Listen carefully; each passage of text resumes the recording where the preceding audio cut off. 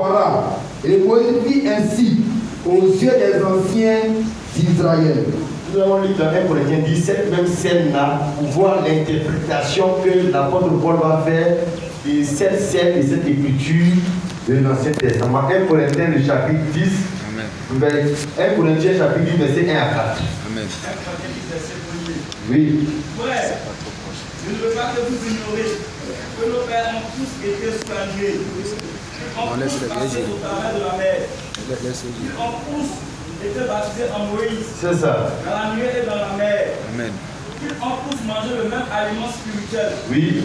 Et qu'ils ont tous bu le même repas spirituel. Oui. Car ils buvaient à un rocher spirituel. Oui. Qui les suivait. Et ce rocher était Christ. Amen. Je vais demander à notre charmante sœur Grâce de demander que Dieu nous fasse grâce pour bénir sa parole au nom du Seigneur Jésus. Amen.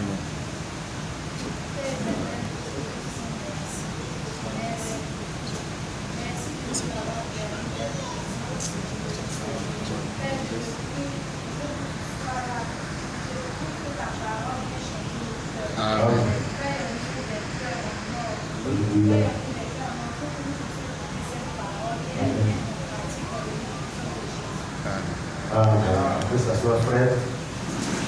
Voilà, nous avons l'idée de l'écriture qui parle de la même histoire. Donc, il y a eu Exode chapitre 17, histoire qui a eu lieu. Et puis, on a écouté le passage du Nouveau Testament qui interprète cette histoire-là. Vous voyez, Exode chapitre 17, pour planter le devoir historique, quand les enfants d'Israël sont sortis du pays d'Égypte, quand ils ont été délivrés, ils se sont retrouvés dans le désert.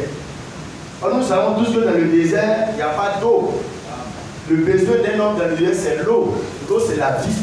Donc les enfants d'Israël étaient en marche vers le pays de Canaan, le pays promis. Ils étaient dans le désert. Donc ils ont tenu point de temps dans le désert, dans la marche. À un moment donné, ils étaient arrivés dans un endroit où, frère, ils avaient besoin maintenant de boire l'eau. Le Dieu qui avait délivré l'Égypte là, c'est pas parce qu'il n'a pas prévu les éléments pour leur donner de l'eau. Non, les choses ne surprennent pas Dieu. Le besoin s'est fait certainement dans Israël et ils étaient surpris. Il n'y a pas de lieu de commencer à se plaindre vis-à-vis de Moïse. Dieu, lui, il était informé déjà de leur point de départ. Égypte jusqu'à leur point d'arrivée à Canaan, ceux qui ils allaient avoir besoin d'un coup de route, Dieu savait. Donc le fait qu'il était en train d'exprimer ce désir de boire, la soif là, et ça vient d'arriver dans leur cœur, mais Dieu avait déjà pris toutes les dispositions. Pourquoi le Seigneur pouvait dire, ne vous inquiétez pas pour votre vie. Amen.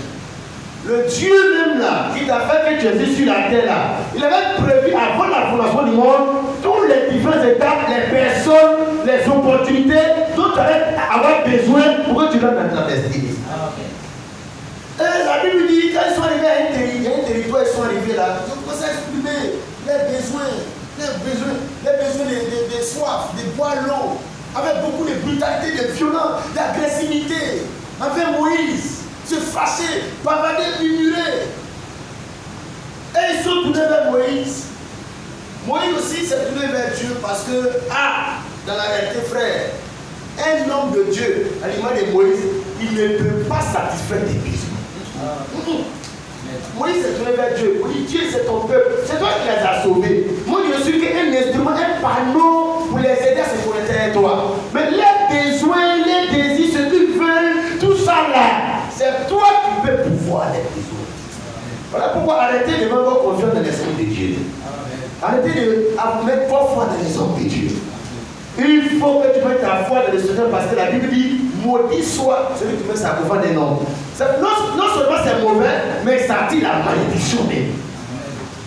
Priez les hommes de Dieu, priez les mamans Marie, priez les serviteurs de Dieu, vénérer les gens, les branhams, tout ça, ça apporte la malédiction parce que la Bible dit celui qui met sa confiance dans la chaîne d'un homme est maudit. Amen. La plus forte des gens, quelqu'un même qui est mort, c'est la malédiction. Alors oui, c'est tout le monde. Dieu voulait exposer la situation. Et Dieu, sachant faire les choses, il est arrivé à un endroit là où il y avait un rocher. Alors Dieu dit à Moïse, on revient dans Exode chapitre 17, Verset 5. L'Éternel dit à Moïse, pas devant le peuple, prends avec toi des anciens d'Israël, prends aussi dans ta main avec laquelle tu as frappé le fleuve de Mage. Verset 6. Voici, je me tiendrai devant toi sur le rocher d'Oreb. Donc ils sont arrivés à un endroit. Avec Dieu la frère, il n'y a pas de hasard. Amen. Ils sont arrivés à un endroit, il y avait un rocher qui était là. C'est là qu'ils ont commencé à avoir faim, à avoir soif du moins. Fait par à Moïse. Et qu'ils l'ont exprimé, Dieu a dit à Moïse, voici, je me tiendrai devant toi sur le rocher d'Oreb. Dans le coin, il y avait un rocher. Dieu dit qu'il allait se positionner sur le rocher. Et il a dit à Moïse, tu frapperas le rocher et il en sortira de l'eau. Et le peuple boira et Moïse fit ainsi aux yeux des anciens d'Israël. Alléluia. Amen.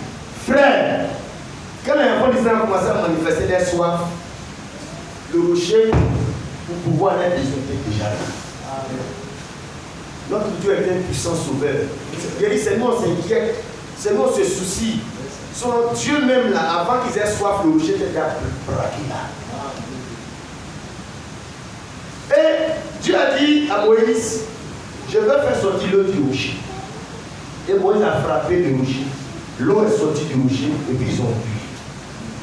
Cette histoire-là, plusieurs siècles après, des millénaires après, l'apôtre Paul, le grand apôtre et serviteur de Dieu, va donner une révélation spirituelle à cette histoire-là pour une application aux croyants, aux chrétiens, aux chrétiens de Corinthe, pour qu'ils sachent que ce qui arrivait en fait d'Israël, c'était de l'histoire. Mais il y a une application spirituelle pour les croyants du Nouveau Testament. Amen, amen. Amen. Dis amen, frère. Amen. Donc on revient dans 1 Corinthiens 10 pour voir l'interprétation que l'apôtre Paul fait de cette histoire. Amen. Parce que Dieu ne reste pas dans l'histoire. Dieu a commencé dans l'histoire, mais il rend vivant l'histoire dans l'actualité. 1 Corinthiens chapitre 10. Nous revenons et la Bible dit ceci au verset 1, je le lis pour que tu comprennes la même histoire. Verset 1, frère, je ne veux pas que vous ignorez que nos pères ont tous été sur la nuée, ils ont tous passé au travers de la mer. Donc le mot ignorer qui intervient ici, l'apôtre Paul voulait dire aux enfants de Dieu, les Corinthiens, je ne veux pas que vous oubliez l'histoire de nos pères, les enfants d'Israël. Parce que ça parle de l'histoire, c'est qu'il y a une dans l'histoire que Dieu a fait la révélation. Il faut qu'il y ait un fondement, que l'histoire des faits qui ont été vécus, à partir de là maintenant, Dieu va apporter la révélation d'aujourd'hui. Voilà pourquoi quand nous prêchons l'Ancien Testament qui était des faits historiques de lieu. Mais nous ne restons pas dans l'histoire. Parce que l'histoire de Dieu ne sauve pas. C'est la révélation de Dieu aujourd'hui qui te sauve. Il dit ne pas que vous ignorez cette histoire. Que ce qui est arrivé à nos pères, ils sont sortis d'Égypte, ils ont traversé la mer, ils ont été bâtis dans la mer, ils ont été bâtis dans la nuée. Verset 2, ils ont tous été bâtis à moitié dans la nuée, dans la mer. Verset 3, ils ont tous mangé le même aliment spirituel et qu'ils ont tous bu le même breuvage spirituel, car ils buvaient un rocher spirituel qui les suivait et ce rocher était Christ. Si tu regardes bien dans l'histoire, Exode chapitre 17, on ne donne pas l'identité du rocher. On ne donne pas la nature de l'eau qu'ils ont bu. La nature du rocher.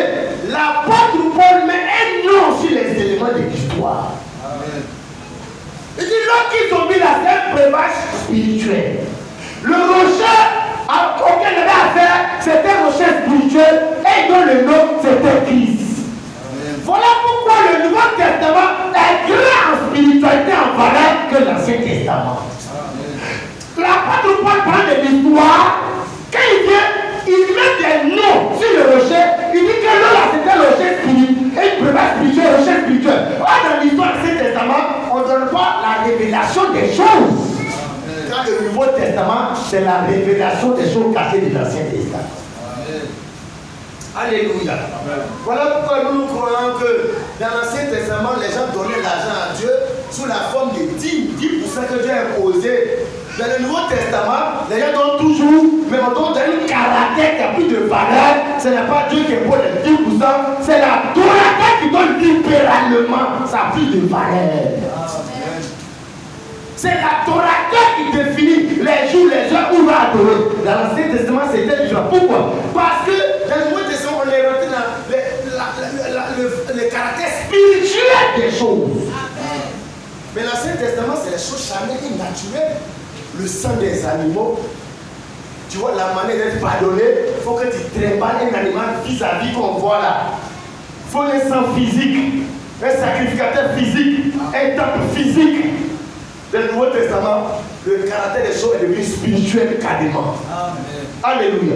Donc l'apôtre Paul, pendant l'histoire, dit au verset 4, ils ont tous bu le même breuvage spirituel. Pourquoi la chose spirituelle? Par exemple, dans l'histoire, ils ont bu de l'eau, c'est tout. L'eau, le l'eau sortie du rocher. Le pain descendu du ciel. Mais le pain descendu du ciel, c'était physique. Mais quand Jésus est venu, il dit, je suis le vrai pain qui est descendu du ciel. Celui qui me mange ne mourra pas. Ah, frère, quittons les choses naturelles, matérielles de l'Ancien Testament, rentrons dans la, tu vois, dans la réalité spirituelle que Dieu disait comme objectif. L'objectif de Dieu, c'est qu'on découvre une histoire et que plus tard on est dans la spiritualité de cette histoire-là. Quand l'histoire de Dieu ne sauve pas, c'est la partie spirituelle de l'histoire-là qui sauve. Il vivait un rocher spirituel et ce rocher, c'était Christ. Ce que je vais retenir ici, ce que l'on va étudier, c'est le rocher là. Paul dit que c'était un rocher spirituel. En contraste avec un rocher naturel, que c'était un rocher spirituel. Le thème de ce message ce matin, c'est comment le rocher naturel est devenu un rocher spirituel. Après cet enseignement-là, tu vas voir comment un homme naturel peut devenir un homme spirituel. Amen. Comment un homme qui est naturel, qui est naturellement comme tous les autres hommes, qui est païen, qui aime mentir, voler, chercher les femmes, qui n'aiment pas faire d'aller à l'église, qui aime danser, les mapoukois, les oropoto, les oblazos, comment il peut devenir un homme spirituel? On va voir par cette étude, voilà pourquoi j'ai dit que ce message a pour thème comment le rocher naturel est devenu un rocher spirituel. Alléluia. On revient dans le texte de Exode 17, parce que le rocher que les enfants d'Israël ont rencontré, que Moïse a frappé, et lui a sorti là, dans la réalité, c'était un rocher naturel qui fait partie de la végétation. Exode chapitre 17. Comment ce rocher-là va devenir un rocher spirituel puis sortir de l'eau? Il n'y a pas de l'eau dedans. Qui a mis l'eau dedans? Qui a fait que l'eau est sortie dedans? Exode chapitre 17, verset 6. Pour apporter la solution de l'eau pour que le peuple puisse boire, regarde ce que Dieu dit à Moïse. Voici, je me tiendrai devant toi sur le rocher d'Horeb. Horeb, c'est un territoire qu'on appelle Horeb. Il y avait un rocher, on appelle rocher d'Horeb. À l'époque, dans les thèmes bibliques, on appelle les choses par le nom de la localité. On dit Jésus de Nazareth, c'est par rapport à la ville. Tu vois, Joseph d'Arimathée, le rocher d'Horeb. Là-bas, c'était comme ça, hein. Si tu as la Boaké, on dit Sylvie de Boaké, Étienne de Boaké, de Nebo. C'est comme ça qu'on appelle. La localité dans laquelle tu es là, tu portes le nom de la localité. L'église de Corinthe, l'église d'Éphèse. Donc, il y avait un rocher naturel qui était là. Le rocher, c'est une grande masse de cailloux qui est là. Et Dieu a dit, je me tiendrai devant toi sur le rocher d'Horeb. Donc, il y avait un rocher naturel qui était là. Mais avant que les enfants d'Israël viennent reconnaître ce rocher-là, était un rocher ordinaire comme tous les autres rochers. Amen. Il n'y avait pas l'eau qui sortait dedans. C'est un rocher naturel comme tous les autres rochers. Mais comment il va devenir un rocher spirituel là? Amen. La Bible dit, c'est quand Dieu va descendre dans le rocher naturel est un rocher spirituel. Amen. C'est un rocher qui était tout le temps là. L'eau ne sort pas dedans. C'est un rocher vulgaire, profane comme les autres rochers de Cananais, de Guibéba, de Bourgois, comme tous les autres rochers. J'ai dit, l'identité du rocher a changé le jour où Dieu est descendu pour se mélanger dans la nature du rocher. Amen. Comment un homme naturel peut devenir un homme spirituel là? Comment un rocher naturel peut devenir un rocher spirituel là? Ce n'est pas le fait d'aller à l'église. Ce n'est pas le fait de prier même. C'est quand Dieu descend dans toi. Dieu qui est esprit, Jean 4, c'est Dieu qui est spirituel.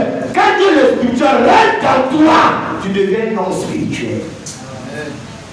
Quand Dieu est descendu dans le rocher, Le rocher a abandonné sa première nature de rocher pour adopter et hériter la nature spirituelle de Dieu.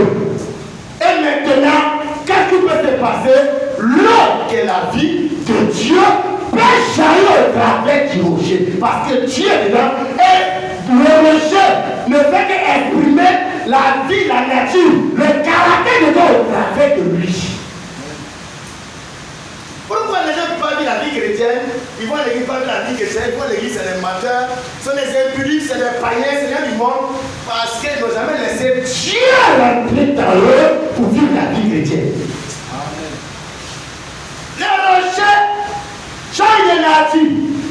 Dès le moment où Dieu est descendu dans le rocher, ah frère, le rocher n'est pas un rocher comme les autres rochers de Bois-Pierre. Amen. Avant, il était comme les autres rochers, des mâts, des Toumaudis, des Amsoko. Il était comme les autres rochers. Mais quand Dieu descendait dans le rocher a pris pour nature la nature spirituelle du Dieu qui est descendu à l'intérieur. C'est ça être converti, être un chrétien. C'est quand Christ est en toi. Aller à l'église ne fait pas de vrai chrétien. Aller à l'église chanter, être dans les gens, ça ne forme pas de toi un homme spirituel. Il y a un seul homme spirituel, il y a un seul être spirituel. C'est Dieu qui est esprit, qui est spirituel. Quand ce spirituel rentre dans toi, tu deviens un homme spirituel. Alléluia. Quand Dieu est descendu dans le rocher, conséquence logique, l'eau sort du rocher. Mais l'eau, c'est la vie de Dieu. C'est le caractère de Dieu, les attributs de Dieu, le fruit de Dieu, le langage de Dieu, les pensées de Dieu s'expriment maintenant dans ce rocher-là. Mais si on va prendre un rocher qui a Dieu pour moi, est-ce qu'on peut trouver l'eau là dans le rocher? Non. Pourquoi? Ça dépend de celui qui est descendu dans le rocher. C'est ça qui fait que tu me fais des œuvres de Dieu. Pourquoi tu ne me fais pas les œuvres des chrétiens? Pourquoi tu ne me fais pas les œuvres d'un homme de foi, d'un enfant de Dieu, d'un homme de Dieu? Mais parce qu'en toi tu es vide, il y a rien qui est dans toi. On t'a dit qu'il faut aller à l'église seulement, pas à l'église. Il a dit même les féticheurs pas à l'église parce qu'à l'église, c'est la vie extraordinaire spirituelle. Ce qui est spirituel, c'est pas quand toi tu vas, quand Dieu vient à toi. Alléluia. Alors le rocher est devenu un rocher spirituel.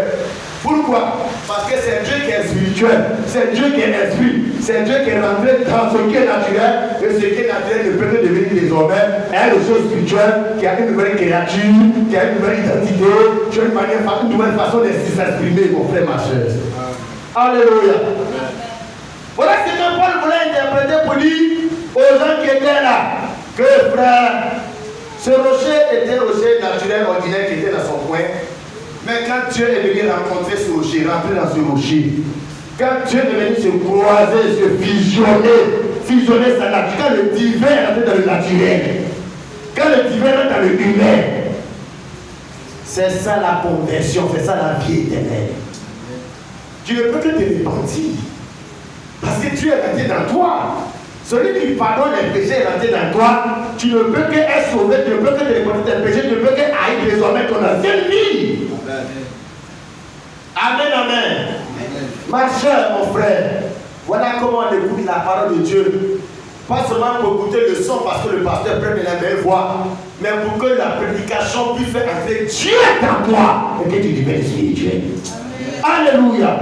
Oui, Pierre, frère bien-aimé, retournons pour voir encore que cette réalité à laquelle je vais venir, c'est ça. Le rocher naturel et spirituel, c'est comme ça que Dieu fait qu'un homme naturel peut devenir un homme spirituel. Parce que tant que tu n'es pas devenu un homme spirituel, tu ne peux pas aller au ciel. Ah, le ciel, c'est une réalité spirituelle. L'enlèvement, c'est une réalité spirituelle. C'est des choses spirituelles. Pour la mission d'avoir un projet chapitre 15, le verset 50 à 52. Tant que tu n'es pas devenu spirituel, tu ne peux pas aller au ciel. Car le ciel, c'est une réalité spirituelle. Après, si tu prends fusée, tu vas en haut jusqu'à trouver le ciel. Tu vas trouver les lianes, tu vas trouver les lueurs, les étoiles. Parce que le ciel de Dieu, c'est une réalité spirituelle. Et c'est les hommes spirituels qui iront au ciel. C'est les hommes spirituels qui iront dans l'enlèvement. Pourquoi il y avait deux personnes qui ont couché sur le même lit? Un sera levé, l'autre non. Parce qu'il y a un qui est spirituel et il y a un qui est charnel et naturel. 1 Corinthiens chapitre 15, le verset 50. 1 Corinthiens 15, verset 50. Oui. Ce que je dis, frère, c'est que la chair et le sang peuvent hériter le royaume de Dieu. Oui. Et que la corruption n'hérite pas l'incorruptibilité. On est en train de dire que la chair et le sang, c'est-à-dire l'homme naturel. L'homme naturellement qui est né, qu'il soit un joli garçon, qu'il soit un blanc, qu'il soit un milliardaire, l'homme naturel, il ne peut pas aller au ciel là-bas. La chair et le sang ne peuvent éviter le royaume de Dieu. Et que la corruption ne dira pas l'incorruptibilité. La corruption là, c'est pas quand tu vas donner l'argent à la mairie pour faire tes papiers. La corruption, c'est la nature du péché de l'homme. C'est ça la corruption. Mais pourquoi le monsieur là est vole, le policier là est vole, la femme là se prostitue? C'est pas parce qu'elle enseigne à la télé, sa nature corrompue. Elle veut exprimer sa nature corrompue. Donc l'homme naturel est corrompu de par sa naissance, par le péché qu'on a fait d'Adam et Ève. Donc dans cet état-là, cette nature-là, tu peux pas aller au ciel. On a besoin d'une nouvelle création. D'être né de nouveau, de passer des stades de naturel au stade spirituel. Verset 51. Voici, je vous dis un mystère. Voilà le mystère. Nous ne mourrons pas tous, mais tous, nous serons changés. Changement. Parce que la première nature ne peut pas aller comme ça au ciel. Il faut changement. Quel changement? Les apôtres, comme avant, il n'avait pas l'église, maintenant il va, donc il a changé. Non, ça c'est le changement de ton emploi du temps. Parce qu'avant, allez là, tu dormais. Allez là, tu jouais ballon. Donc c'est le emploi du temps qui a changé. Il faut que ta nature corrompue change. Il faut que le rocher naturel devienne le rocher spirituel. Mais comment? Il faut que Dieu et le spirituel descendent dans l'homme naturel. Amen. Parce que Dieu c'est la vie éternelle. Parce que Dieu c'est le pardon des péchés. Dieu c'est le salut lui-même. Quand il rentre en toi, c'est là que Dieu est sauvé. Quand je dis que nous ne mourrons pas tous, mais tous nous serons changés. En un instant, en un clin d'œil, à la dernière trompette, la trompette sonnera et les morts ressusciteront incorruptibles et nous serons changés. Changement d'abord, avant que le corps soit changé, comme pas dans l'enlèvement, mais il faut que ton esprit, ton âme à l'intérieur de toi, il y ait un changement. Le corps là, lui sera changé intégralement en un instant à la venue du Seigneur. Mais d'abord, il faut l'opération du changement de l'homme intérieur. Alléluia. Vous voyez bien, mes frères, la chair et le sang ne peut pas être l'homme de Dieu. L'homme naturel, l'homme qui est naturel, qui n'a pas été transformé quelque part en lui-même, il ne peut pas aller au ciel. Et il y a beaucoup de gens dans les affaires là, ils sont dans les églises, ils n'iront pas au ciel. Pourquoi? Parce qu'on n'a pas prêché qu'il faut que Dieu rentre dans toi pour que tu sois allé au niveau pour être spirituel pour partir. On les a fait rentrer dans les églises. Non, c'est Dieu qui doit rentrer dans toi. On les a fait aller les mois religieux, dans les conventions, dans les cérémonies, des rituels. Ils ont porté les croix au cou, les uniformes d'église. Mon frère, le changement, c'est que Dieu, il descend dans le rocher et puis l'eau, la vie de Dieu s'exprime au travers. Amen, amen. 1 Corinthiens chapitre 2, verset 14 à 15. Pour voir maintenant l'arrêté de l'homme spirituel. 1 Corinthiens chapitre 2. 1 Corinthiens 2, verset 14 à 15. C'est ça. Mais l'homme animal. Lis un peu plus haut, le verset 11. Le verset 12.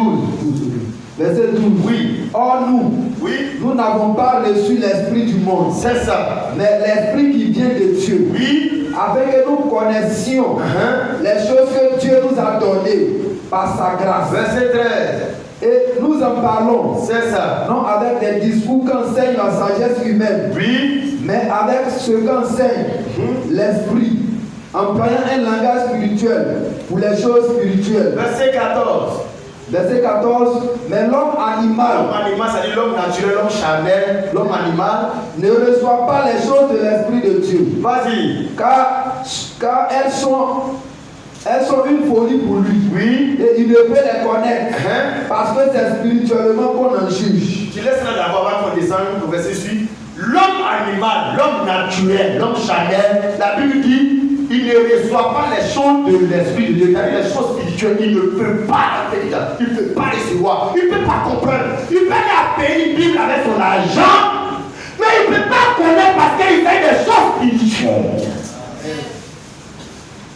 La Bible est un livre spirituel écrit pour des hommes spirituels. Lui, il est Chanel. Quand il dit qu'est-ce qu'il voit? Il voit qu'il y a 3 personnes dans Dieu. Quand il dit laquelle, comment lui voit? Comment il va comprendre? Comment il va pouvoir être pour dents? Comment comprendre? Qu'Abraham avait beaucoup de femmes, David avait beaucoup de femmes. Mais c'est avant de venir lui-même là, sa nature corrompue pour aller chercher des femmes. Quand il a trouvé ça, la Bible dit qu'on peut avoir beaucoup de femmes. Mais parce qu'on a fait un homme naturel Chanel qui est devant un livre avec un langage spirituel. C'est ce qui fait la raison de tous ces fautes doctrines à faire.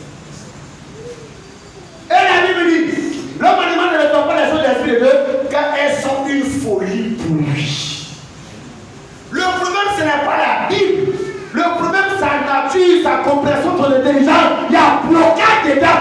Tant qu'il ne pas d'être spirituel, tant que Dieu n'est pas dans lui, tout ça c'est la folie. Amen. Aller à l'église, chanter, prier, sauter, danser, mais c'est la folie. Amen. Croire que Dieu devient un homme, Dieu est un homme, que Dieu est un homme, et puis on le frappe, on le crucifie, et puis il pleure. Ça, l'homme spirituel seul peut comprendre que c'est Dieu qui l'a lâché. L'homme charnel va dire que c'est des bêtises. Votre Dieu vient, Dieu tu es qui? Donc votre Dieu là, Dieu meurt, donc Dieu meurt, nous on l'a frappé. Parce que c'est un homme naturel qui raisonne un raisonnement animal, et puis c'est de la folie. Oh, Dieu est esprit. Pour comprendre Dieu, il faut que tu sois aussi un homme spirituel comme Dieu. Amen.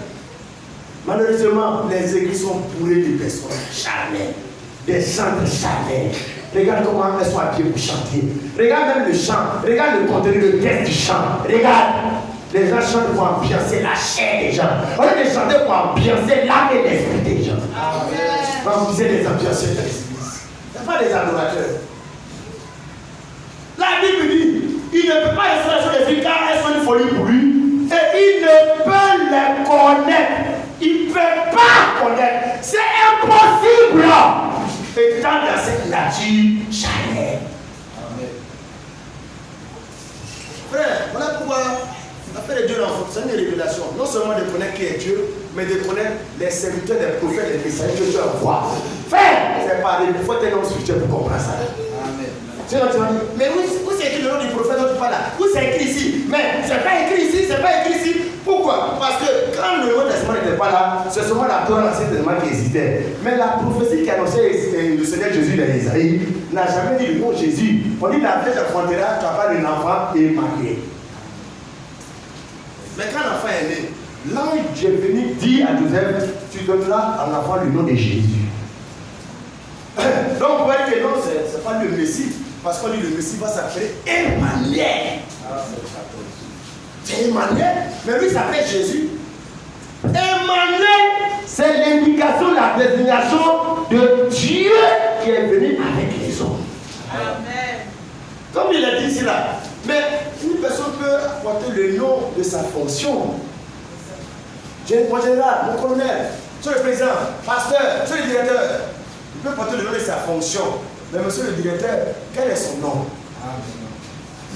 Emmanuel, c'est Dieu dans l'école, la fonction que Dieu va jouer en tant que serviteur. Dieu dans un corps, Emmanuel. Quand Emmanuel vient, quel est le nom dans lequel il va opérer par rapport à l'adoration et à l'alliance? C'est Jésus. Amen.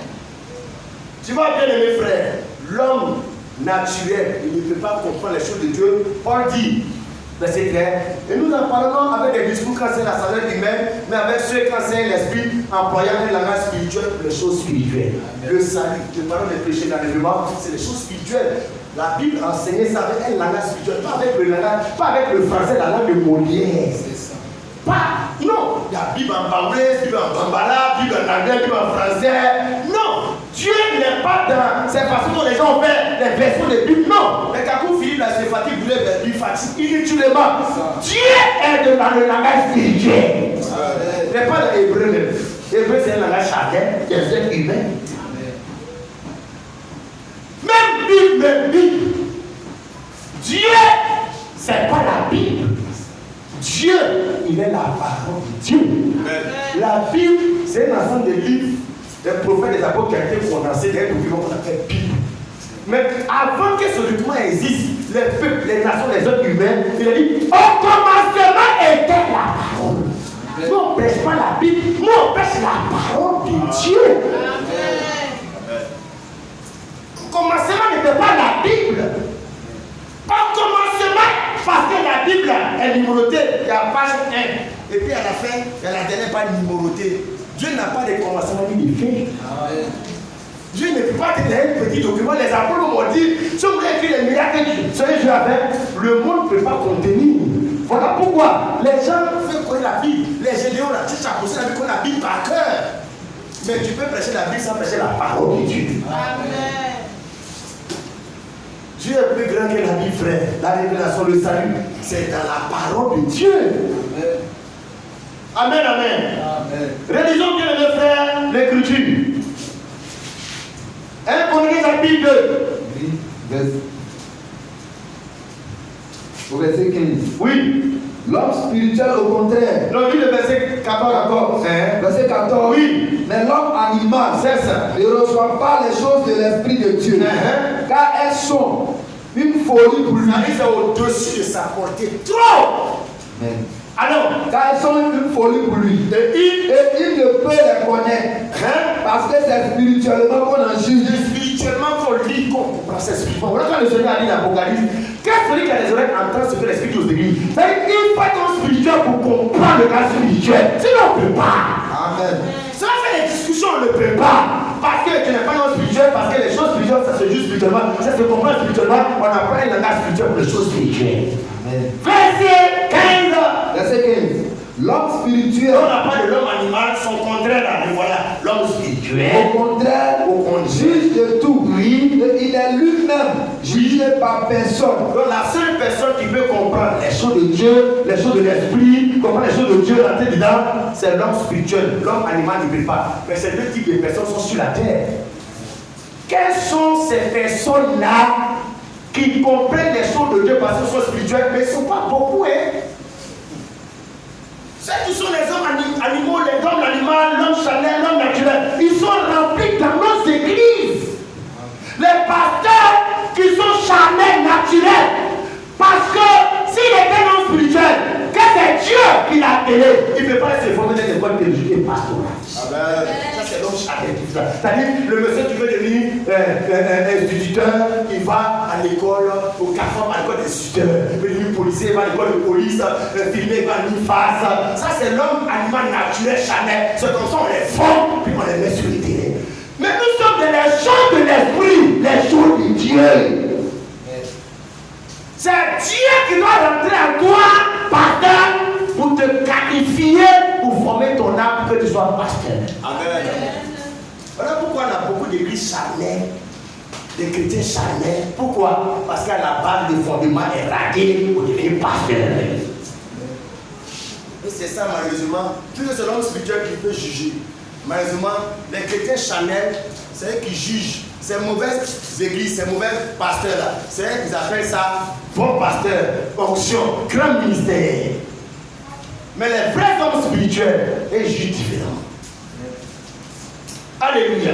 Et il y a bien mes frères, l'homme animal, l'homme naturel, l'homme charnel, il est l'image du rocher naturel avant que Dieu ne rentre en contact avec lui. Il n'y a pas l'eau qui sort de lui. Il est comme tous les autres rochers. Mais quand Dieu est venu, Dieu est rentré pour mélanger sa nature divine avec ce rocher. Quand Dieu est rentré en lui avec ses attributs, l'eau sort désormais de lui. Ça dit son langage, son jugement, sa compréhension, c'est la compréhension du Dieu qui est en lui. Comme pas de l'argent, il conçoit l'argent comme Dieu conçoit l'argent. Amen. Comme pas de portée, femme là elle est jolie. Il conçoit la femme belle comme Dieu. C'est-à-dire pour lui, la femme belle, c'est la femme qui est vertueuse. Amen. Mais les gens charnels, c'est elle qui a mis le rouge, elle est fatiguée. C'est celle qui est dans les Jézabel, celle qui est sexy. Tous ces saisons dehors, sa bouche est dehors, celle qui est en forme. Pour lui, là, c'est celle-là qui est la femme qui est jolie. Ils n'ont pas la même manière de juger les choses. L'homme spirituel, il juge sont les pensées du Dieu qui l'a rempli. Alléluia. Pendant que l'homme animal a peur de la mort, l'homme spirituel, pour parler comme Paul, Christ est ma vie, la mort est dernière. Les faux chrétiens charnels, Dieu n'est pas amené là, c'est eux qui ont peur de l'homme, c'est eux qui ont peur des sorciers. C'est leur peur là qu'il faut que dans les églises, c'est seulement les pieds de combat, le feu, c'est la paix, c'est pas la foi. Hey, si tu crois que celui qui est en vous est plus grand que celui qui est dans le monde, hey, la grandeur est dans moi. C'est-à-dire Satan, sorcier, tout ça là, mais c'est des petits, sur les patrons. Tu vas te fatiguer, transpirer sur les choses qui sont déjà vaincues tout le temps. Toujours. Plein de combats. Comme on a dit, remercions le Seigneur, frère bien-aimé. On remercie le Seigneur. Adoration, on remercie le Seigneur. Quand tu vas commencer à dire, on va maintenant prier, prendre les yeux de la sorcellerie. On va commencer à te dire, vous prendre les positions. Vous dites merci, la Seigneur va prendre les positions. Vous dites merci, Seigneur. Amen. Combat, mais Satan, il est comme un lion vaincu qui a été dessiné sur papier, il a été depuis des années. Un policier qui est des années, qu'est-ce qu'il fait?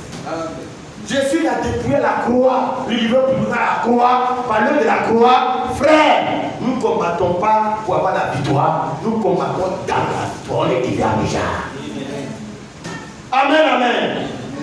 La Bible dit l'homme animal, il ne peut pas comprendre les choses de Dieu parce qu'il a quoi animal. C'est comme ça le rocher là était. Mais quand Dieu est rentré dans ce rocher là, il est passé du stade de rocher naturel pour devenir un rocher spirituel qui produit un breuvage spirituel.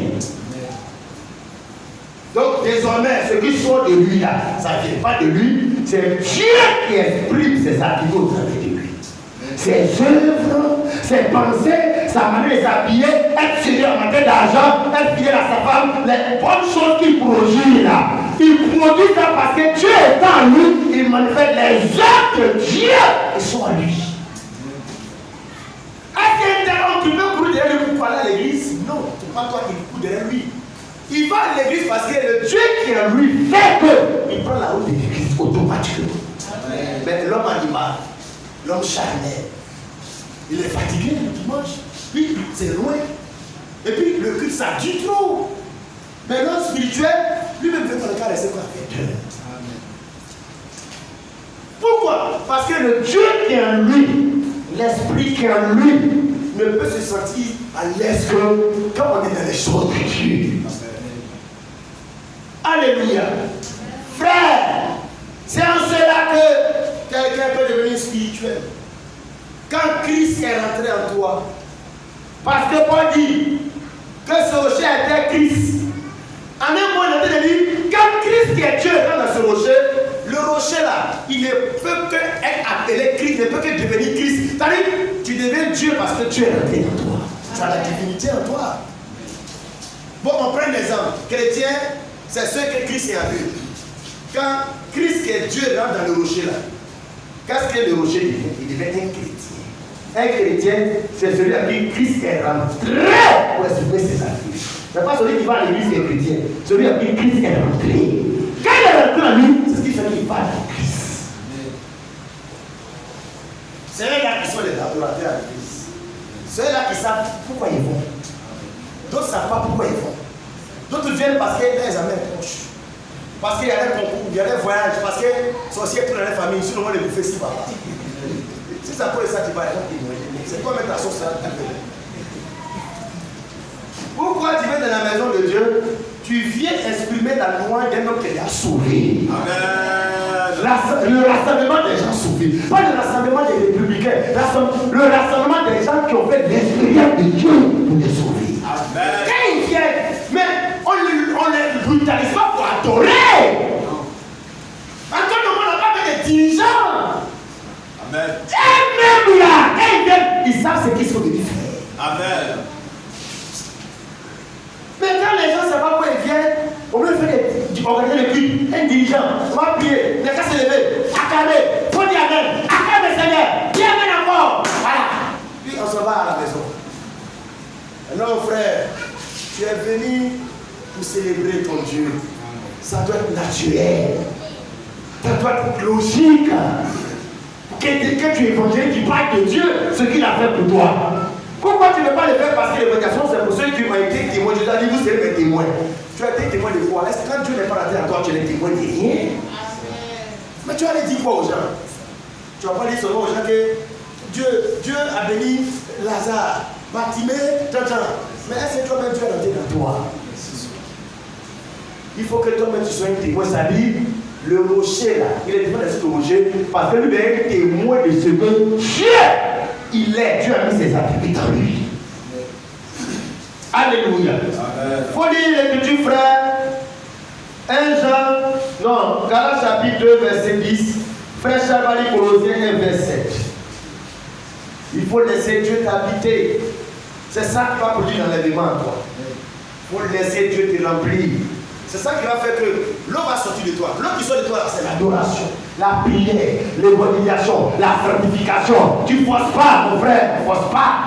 On a fait comme les païens chantants, on ne force pas. La vie chrétienne, on force quand Dieu n'est pas capable. On ne force pas quelqu'un à adorer, à faire offrande, parce que Dieu même est en lui. Amen. David pouvait dire, je suis dans la joie quand on me dit allons dans la maison du Seigneur. Pourquoi? Parce que Dieu est en lui. On ne force pas, au contraire. Si on lui dit aller dans la maison du Seigneur, oh, quel bonheur on lui a donné.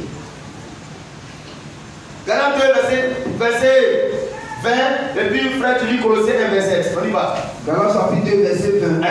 J'ai été crucifié avec Christ. On dit j'ai été crucifié avec Christ. Entre nous dans la réalité là. Est-ce que quand Jésus a été crucifié là, Paul était à côté? Il y avait 2 brigands seulement. Amen. Mais Paul a train de dire, le brigand qui était crucifié près de Jésus, et c'est vrai pour dire à Jésus, il faut me sauver, sauve-toi de moi là. Il est le représentant de tous les ennemis rachetés. Un autre brigand qui a condamné cité Jésus jusqu'à sa mort là, il est le représentant de tous ceux qui vont en enfer. Jésus n'est pas venu pour sauver tout le monde, Dieu ne sauve pas tout le monde. Amen. Dieu a tant aimé le monde, Jean 3, qu'elle a sauvé afin que quiconque croit ne peut pas être la vie éternelle. Le monde là, c'est le monde de Jésus et de toute son destinée. Voilà pourquoi nous croyons qu'il y a 2 sémences. Quelqu'un, on a fait brigader ensemble. Jusqu'à. On a la même intelligence, la même cerveau là. Quand tu viens, on est crucifié près de Jésus, puis c'est la tête de l'homme là, son cerveau là. Est-ce que Dieu a mis beaucoup plus d'huile dedans, au chaud dedans, pour qu'il commence à dire que. Commence à dire à Jésus, a commencé à dire à son ami, mais pourquoi tu insultes comme ça le monsieur là? Nous on mérite ce qu'on a fait. Donc on attend la reconnaissance d'abord de ses péchés. Et puis il se tourne vers le Seigneur pour dire que ah Seigneur, je reconnais mes péchés, mais toi tu n'as rien fait. Souviens-toi de moi, fais ta gloire. Entre nous le brigand là, son environnement c'est pas la synagogue, c'est pas le temple, c'était pas les disciples. Il n'a jamais entendu que Jésus va et puis il revient. Qui lui a dit ça une fois? Pourquoi ça que Jésus va et revient là? Quand on le voit, on voit que lui là, il est le roi, il est le tout-puissant. Mais le gars l'a frappé, crucifié son caleçon, les petits sur lui. Comment toi tu peux t'attendre que lui là, il va et puis il vient dans son règne? Toi, c'est parce que son logiciel est programmé pour la vie éternelle. Amen. Il est programmé pour être sauvé. Amen. Il est élu pour être sauvé. Il n'a pas fait des petits jusqu'à avant de quitter la terre. Il va se lever le Seigneur. Mais l'autre, pourquoi il ne raisonne pas comme ça? C'est l'homme animal. Il ne peut pas recevoir les choses de Dieu. Parce que l'autre brigand, Dieu était rentré dans son intelligence. Il y a eu éclairage, transformation, repentance, changement de nature. Alors frère, il ne peut pas raisonner comme l'autre. On est tous même ivoiriens, même baoulés. Mais des autres qui sont spirituels, ils ne raisonnent pas comme les baoulés. Ils raisonnent comme les enfants de Dieu. Les baoulés croient qu'on va passer au rang des femmes. Les baoulés parce qu'on va faire comme cela. Les baoulés parce que quand quelqu'un va faire ça. Mais un homme qui est spirituel, qui est baoulé, il ne vit pas comme un baoulé, il vit comme un enfant de Dieu. Parmi les baoulés, parmi les ivoiriens. Oui, frère. Galates 2, 20. J'ai été crucifié avec Christ. Oui. Et si je vis, ce n'est plus moi qui vis. C'est Christ qui vit en moi. Parce que quand Dieu est rentré dans le rocher, la nature du rocher a disparu. Le rocher là, pourquoi on dit que le rocher est fait à Christ? Parce que désormais, c'est la nature qui va voir dans le rocher. Amen. Est-ce que si c'est la nature qui va voir dans le rocher, un sorcier peut avaler ce rocher là? Il peut avaler tous les autres rochers, parce que ces rochers-là, il n'y a rien dedans. Mais le seul rocher qui ne peut pas avaler, c'est le rocher où Dieu a mis sa nature dedans. Si tu n'as pas donné ta vie au Seigneur qui est dedans, les sorciers vont te manger. Si tu vas à l'église depuis ta vie là, Dieu n'est pas dedans, laisse Dieu mangeable. Tu ne penses pas. La sécurité, c'est Christ en vous. Lui. Oui. Et si je vis, ce n'est pas moi qui vis. Mais c'est Christ qui vit en moi. C'est Christ qui vit en moi. Si je vis maintenant dans la chair, oui, je vis dans la foi. C'est ça. Au Fils de Dieu. Christ doit vivre en toi. Quand Christ vit en toi, c'est ce qu'on appelle chrétien. Il ne vit pas en toi les dimanches. Il ne vit pas en toi de temps en temps. Il vit en toi toujours parce que tu es désormais le temps. La demeure la maison du Seigneur tout le temps. Jusqu'à ce que tu meurs dans ce corps-là. Amen. Est-ce que Christ vit en toi, monsieur? Est-ce que Christ vit en toi? Colossiens 1, verset 7. Colossiens 1, verset 7. Oui, frère. À qui Dieu a voulu faire connaître. Oui. Quelle est la glorieuse richesse. C'est ça. De ce mystère. Oui. Parmi les païens. Oui. Savoir Christ en vous. Christ en vous. L'espérance de la gloire. Christ en vous, tu peux espérer à la gloire. La gloire, c'est le salut, c'est la vie éternelle, c'est l'enlèvement.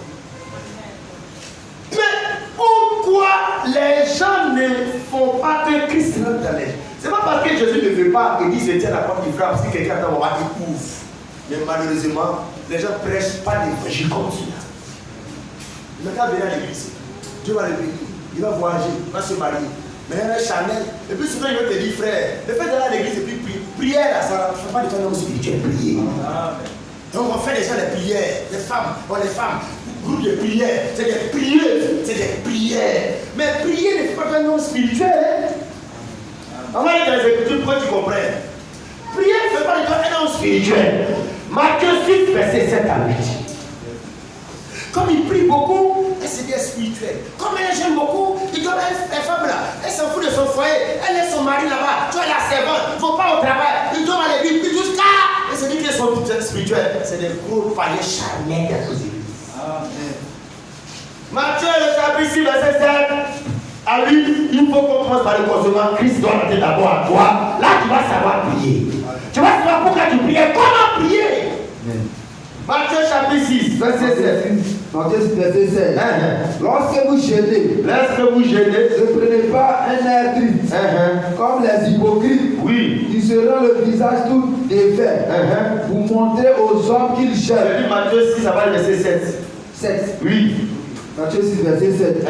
En priant, ne multipliez pas de vaines paroles. Oui. Comme les païens. Tu t'arrêtes là même pour ne pas fatiguer l'esprit des gens. Oui. En priant, ne multiplie pas de vaines paroles comme les païens. Ça veut dire quoi? Les païens sont des hommes de prière. Est-ce qu'un païen qui prie, quelqu'un qui prie, ça veut devenir un homme spirituel? Est-ce que le musulman est spirituel? Est-ce que les évangéliques qui prient partout, le feu, s'assoient, marcher? Est-ce que ça c'est des hommes spirituels? Non! Le caractère spirituel d'un homme ou d'une femme compte dans le fait que Christ est rentré dans lui. C'est eux là qui savent prier. Pourquoi ils prient? Comment prier? Ceux-là, quand Christ est en toi, quand ils prient là, il ne faut pas des prières de combat bête.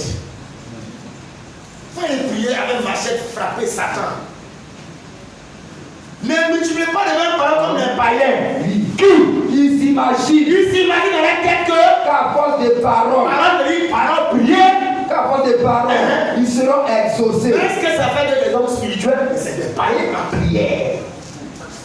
Un païen en prière, un musulman en prière. Et puis les musulmans écrivent beaucoup plus les chrétiens. Ça ne fait pas de toi un homme spirituel. Allez faire les prières à la Mecque, allez faire un pèlerinage, quand les chrétiens évangéliques sont dedans, à Jérusalem, restez si prier devant la Bible, ça ne fait pas de toi un homme spirituel. Dieu lui cherche des hommes spirituels, il ne cherche pas des prières. Prier n'envoie pas au ciel. Alléluia. Marc 5, 12, 13. Sois un homme spirituel. Sois quelqu'un qui Dieu est d'abord. Tu vas vivre la vie chrétienne pleinement, la prière, tous les autres choses générales, tu vas les faire comme il se doit. Mais c'est des jeûnes charnels, des prières charnelles. Mais quand tu passes, tu dis, tu l'as église, le père prie là. Tu dis, c'est la femme là, elle est spirituelle. C'est faux. Elle est charnelle. Frère, on y va. Marc 5, 12 à 13. Marc chapitre 5, verset 12 à 13. Et les démons le prièrent. Faut lire le verset un peu haut. Le fou de Gadara, un homme qui était rempli de démons. Plus légion des démons. Tu vois, Une légion, c'est pas du jeu, c'est pas légion, ça fait combien de soldats on dit légionnaire? Légion. Légion fait 6200. Voilà, quand on dit légion, une chef brigade légion, brigade. Voilà, il y a un terme militaire comme ça, ça dit c'est beaucoup de personnes. Un seul homme, en lui, il était légionnaire, il y avait une légion de démons dans lui. Voilà pourquoi, frère, nous disons souvent que les êtres humains qu'on voit, c'est pas tout le monde qui est noble. Un monsieur comme ça, là, si c'est ton gars, mais il va vouloir chier dans ta bouche. C'est les démons là, les hommes démons qui ont les milliards à Dubaï là, c'est eux qui font des pratiques occultes mystiques pour envoûter les gens. Quand une influencée va à Dubaï, va chier dans ta bouche, c'est ta bouche. Mais quand elle vient là, il y a son gars qui est ici. Elle dit, le gars là, mais elle transmet, non pas seulement le sida, mais des esprits puissants mystiques. Parce qu'elle n'a pas un seul gars avec l'argent. Priez pour que Dieu, quand vous donnez, vous allez marier des hommes spirituels, pas des gens qui ont l'argent. Nous, on veut les gens qui ont l'argent. Le frère va à l'église, la soeur va à l'église, il va à l'église. Si un frère vient vers elle, qui a vraiment, soeur, vraiment, depuis le Seigneur, vraiment, il vient vers toi là, elle va voir d'abord qu'est-ce que le frère fait. Et puis elle voit qu'il y a un autre frère là, il ne veut pas trop à l'église, il n'est pas trop spirituel, mais il a l'argent, il garde toute sa voiture. Mais l'autre frère derrière là, il dit, mais c'est un vrai frère. Elle va voir que le frère qui a la voiture est mieux. Comme il vient à l'église, ça dit que c'est bon, il vient à l'église. Mais beaucoup vont à l'église, ils sont charnels dans l'église. Et les pasteurs nomment des anciens, parce qu'ils ont l'argent, ils sont des anciens charnels. Des dieux charnels, des frères charnels. Si tu as un peu son mot, c'est fini. Les gens aussi, quand ils voient l'église, les gars, l'église, pour ça qu'il y a l'argent, ça ressemble à l'argent. Voilà. Vous voyez passer là, il a la voiture. Lui, on voit sur soleil ici, il s'est fatigue transpire. Mais nous, on passe là, deux voitures. Dieu est dans le spirituel et l'esprit. Vous voyez? Frère, il faut lire les Écritures. Un homme peut dire les gens des démons qui dormaient dans les cimetières, même les chaînes ne peuvent pas les briser. Un gars comme ça, une jeune femme, on le met en prison. En prison, on ne peut pas le changer. Il faut qu'il rencontre Jésus. Le rocher était dur. Le rocher, c'est l'incrédulité de l'homme. Quelle que soit ton incrédulité, la gloire des péchés, si Dieu suivait son âme dans ton âme, il est spirituel. Amen. Frère, faut lire. Le verset un peu haut, comme j'ai pas tout le décor. Verset haut, un peu haut. Verset 3. Cet homme avait sa demeure dans les sépulcres. Cet homme avait sa demeure dans les sépulcres. Et personne ne pouvait plus le lier. C'est pas possible. Même avec une chaîne. Car souvent il avait eu les fers de pied, oui, et avait été lié de chaînes. Mais c'est ça. Il avait rompu les chaînes et brisé les fers. Oui. Et personne n'avait la force de le dompter. C'est ça. Il était sans cesse, oui, nuit et jour, dans les sépulcres. Qu'est-ce qui fait que les gens d'autres dorment dans les boîtes de nuit, dans les maquis? Ça dépend de l'esprit qui est dans eux. Amen. Pourquoi lui là, c'est un homme normal dans le cimetière? Pourquoi il est là-bas? Parce que c'est la demeure des démons là. Pourquoi les gens, les femmes à la maison, ils sont tout le temps dehors? Mais ces esprits-là, ils font ça. Les gens, des jeunes gens qui les voient, ils ne travaillent pas. Mais ils sont tout le temps dans maquis, les tables, toujours de pierre. Mais ils ne travaillent pas. Tu vois bien aimé frère, c'est pour dire que si tu as Jésus, non, c'est le plus grand cadeau que tu as sur la terre. Amen. Tu es sauvé, tu es pardonné, tu es délivré des sorciers, des démons. Ça ne va pas dépendre des épreuves de la vie, ça ne veut pas dire que tu as dit non. Tu vas connaître les épreuves même à cause de ça. Parce que quand tu allumes la lumière, c'est là que les insectes viennent pour la lumière. Frère, folie. Il était sans cesse, nuit et jour. Lisons un peu les versets un peu plus, verset 7. Verset 7. Et s'écriait d'une voix forte. Quand Jésus est venu nous la montrer. Qu'y a-t-il entre moi et toi? Oui. Jésus, fils de Dieu, très haut. Oui. Je t'en conjure au nom de Dieu. Ne me tourmente pas. Qui dit que Jésus, fils de Dieu, très haut? Qui dit ça ici? C'est le procédé là. Est-ce que ça fait de l'être spirituel de savoir ça? Savoir ça. Jésus est le fils de Dieu, Jésus est le fils de Marie.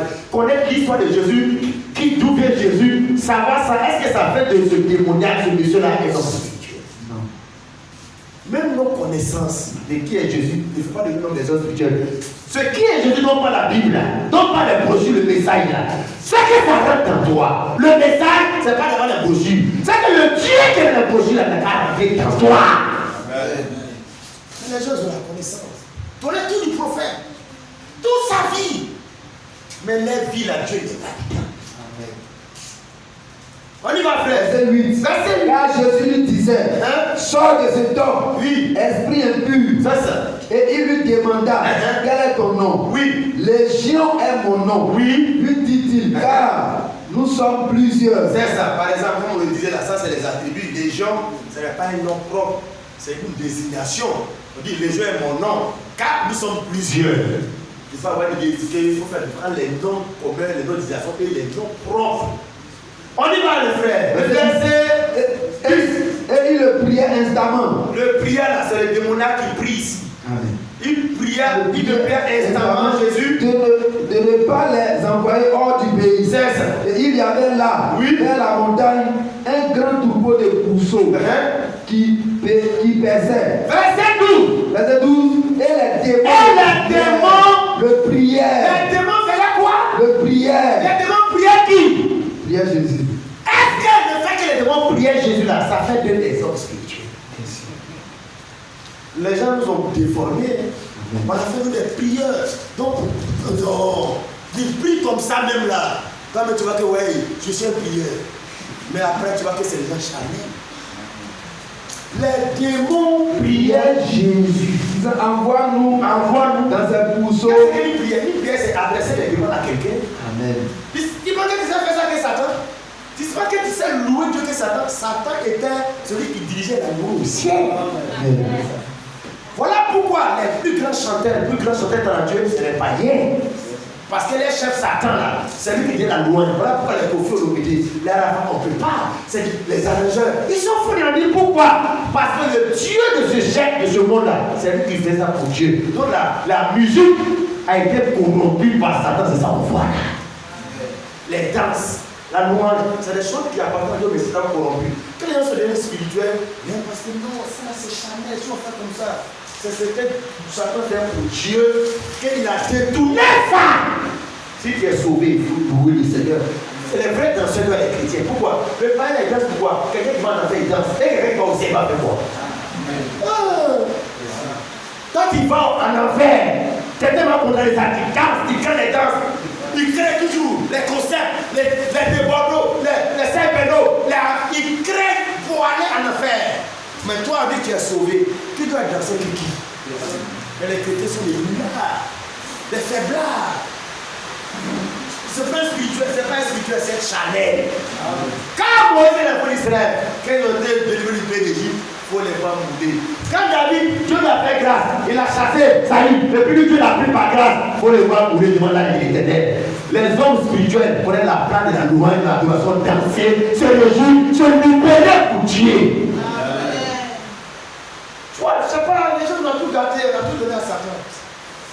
Si tu fais ça dans le monde et que Dieu maintenant est rentré dans ta vie, c'est pour que tu saches que ces talents que tu avais fait là, ça soit converti pour la gloire du Seigneur de Dieu. On ne va pas disparaître. Amen, amen. Les démons le priaient. Toi qui n'aimes pas la prière, démons avaient dit de prière. C'est ce qui doit nous motiver à prier là. C'est que les démons qui vont en enfer prient, moi ils ne prient pas. Ah, démons priaient Jésus. Ils priaient instamment. Oh Jésus, pardon, il ne faut pas nous amener ici. Il faut avoir pitié de nous, faire grâce. Pardon, voilà une situation.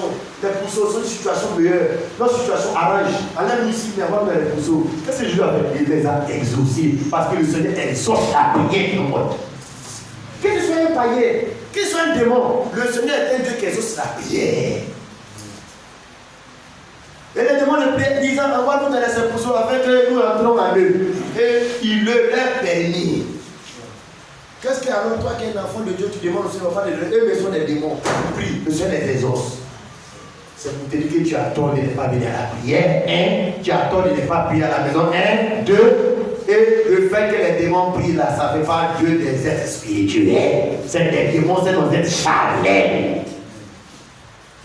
On nous a blagué la religion, la dénomination, les évangéliques, les protestants, les pentecôtistes, ils ont montré que c'est ça la spiritualité. Prier, tomber dans l'église, crier, parler en langue, que ça fait des hommes spirituels. Le parler en langue spirituel, il ne faut pas de toi un homme spirituel. Amen. C'est Dieu dans ta vie qui fait de toi un homme. Parce qu'il y a Dieu qui est l'esprit, l'homme spirituel, et puis il y a les dons de ce Dieu-là. C'est le Dieu là en toi qui fait ton homme spirituel et non pas cet homme qui peut te faire. Disons, frère l'écriture, 1 Corinthiens 14, 12. Pour que tu ne dises pas que c'est ce que on a dit, c'est nos pensées, c'est le pasteur qui dit comme ça. Les Écritures le disent. Je voulais, avant de lire 1 Corinthiens 14, les dons spirituels, frère Charles, il faut prendre Matthieu, frère Aubin, il faut lire Matthieu 6, 16 à 18 que tu voulais lire là. Frère Charles lui va préparer 1 Corinthiens 14, 12 sur les dons spirituels. Matthieu 6, on n'avait pas les prières, alors on connaît notre dimension de la prière, le jeûne. Matthieu 6, 16 à 18, le jeûne fait pas de toi un homme spirituel.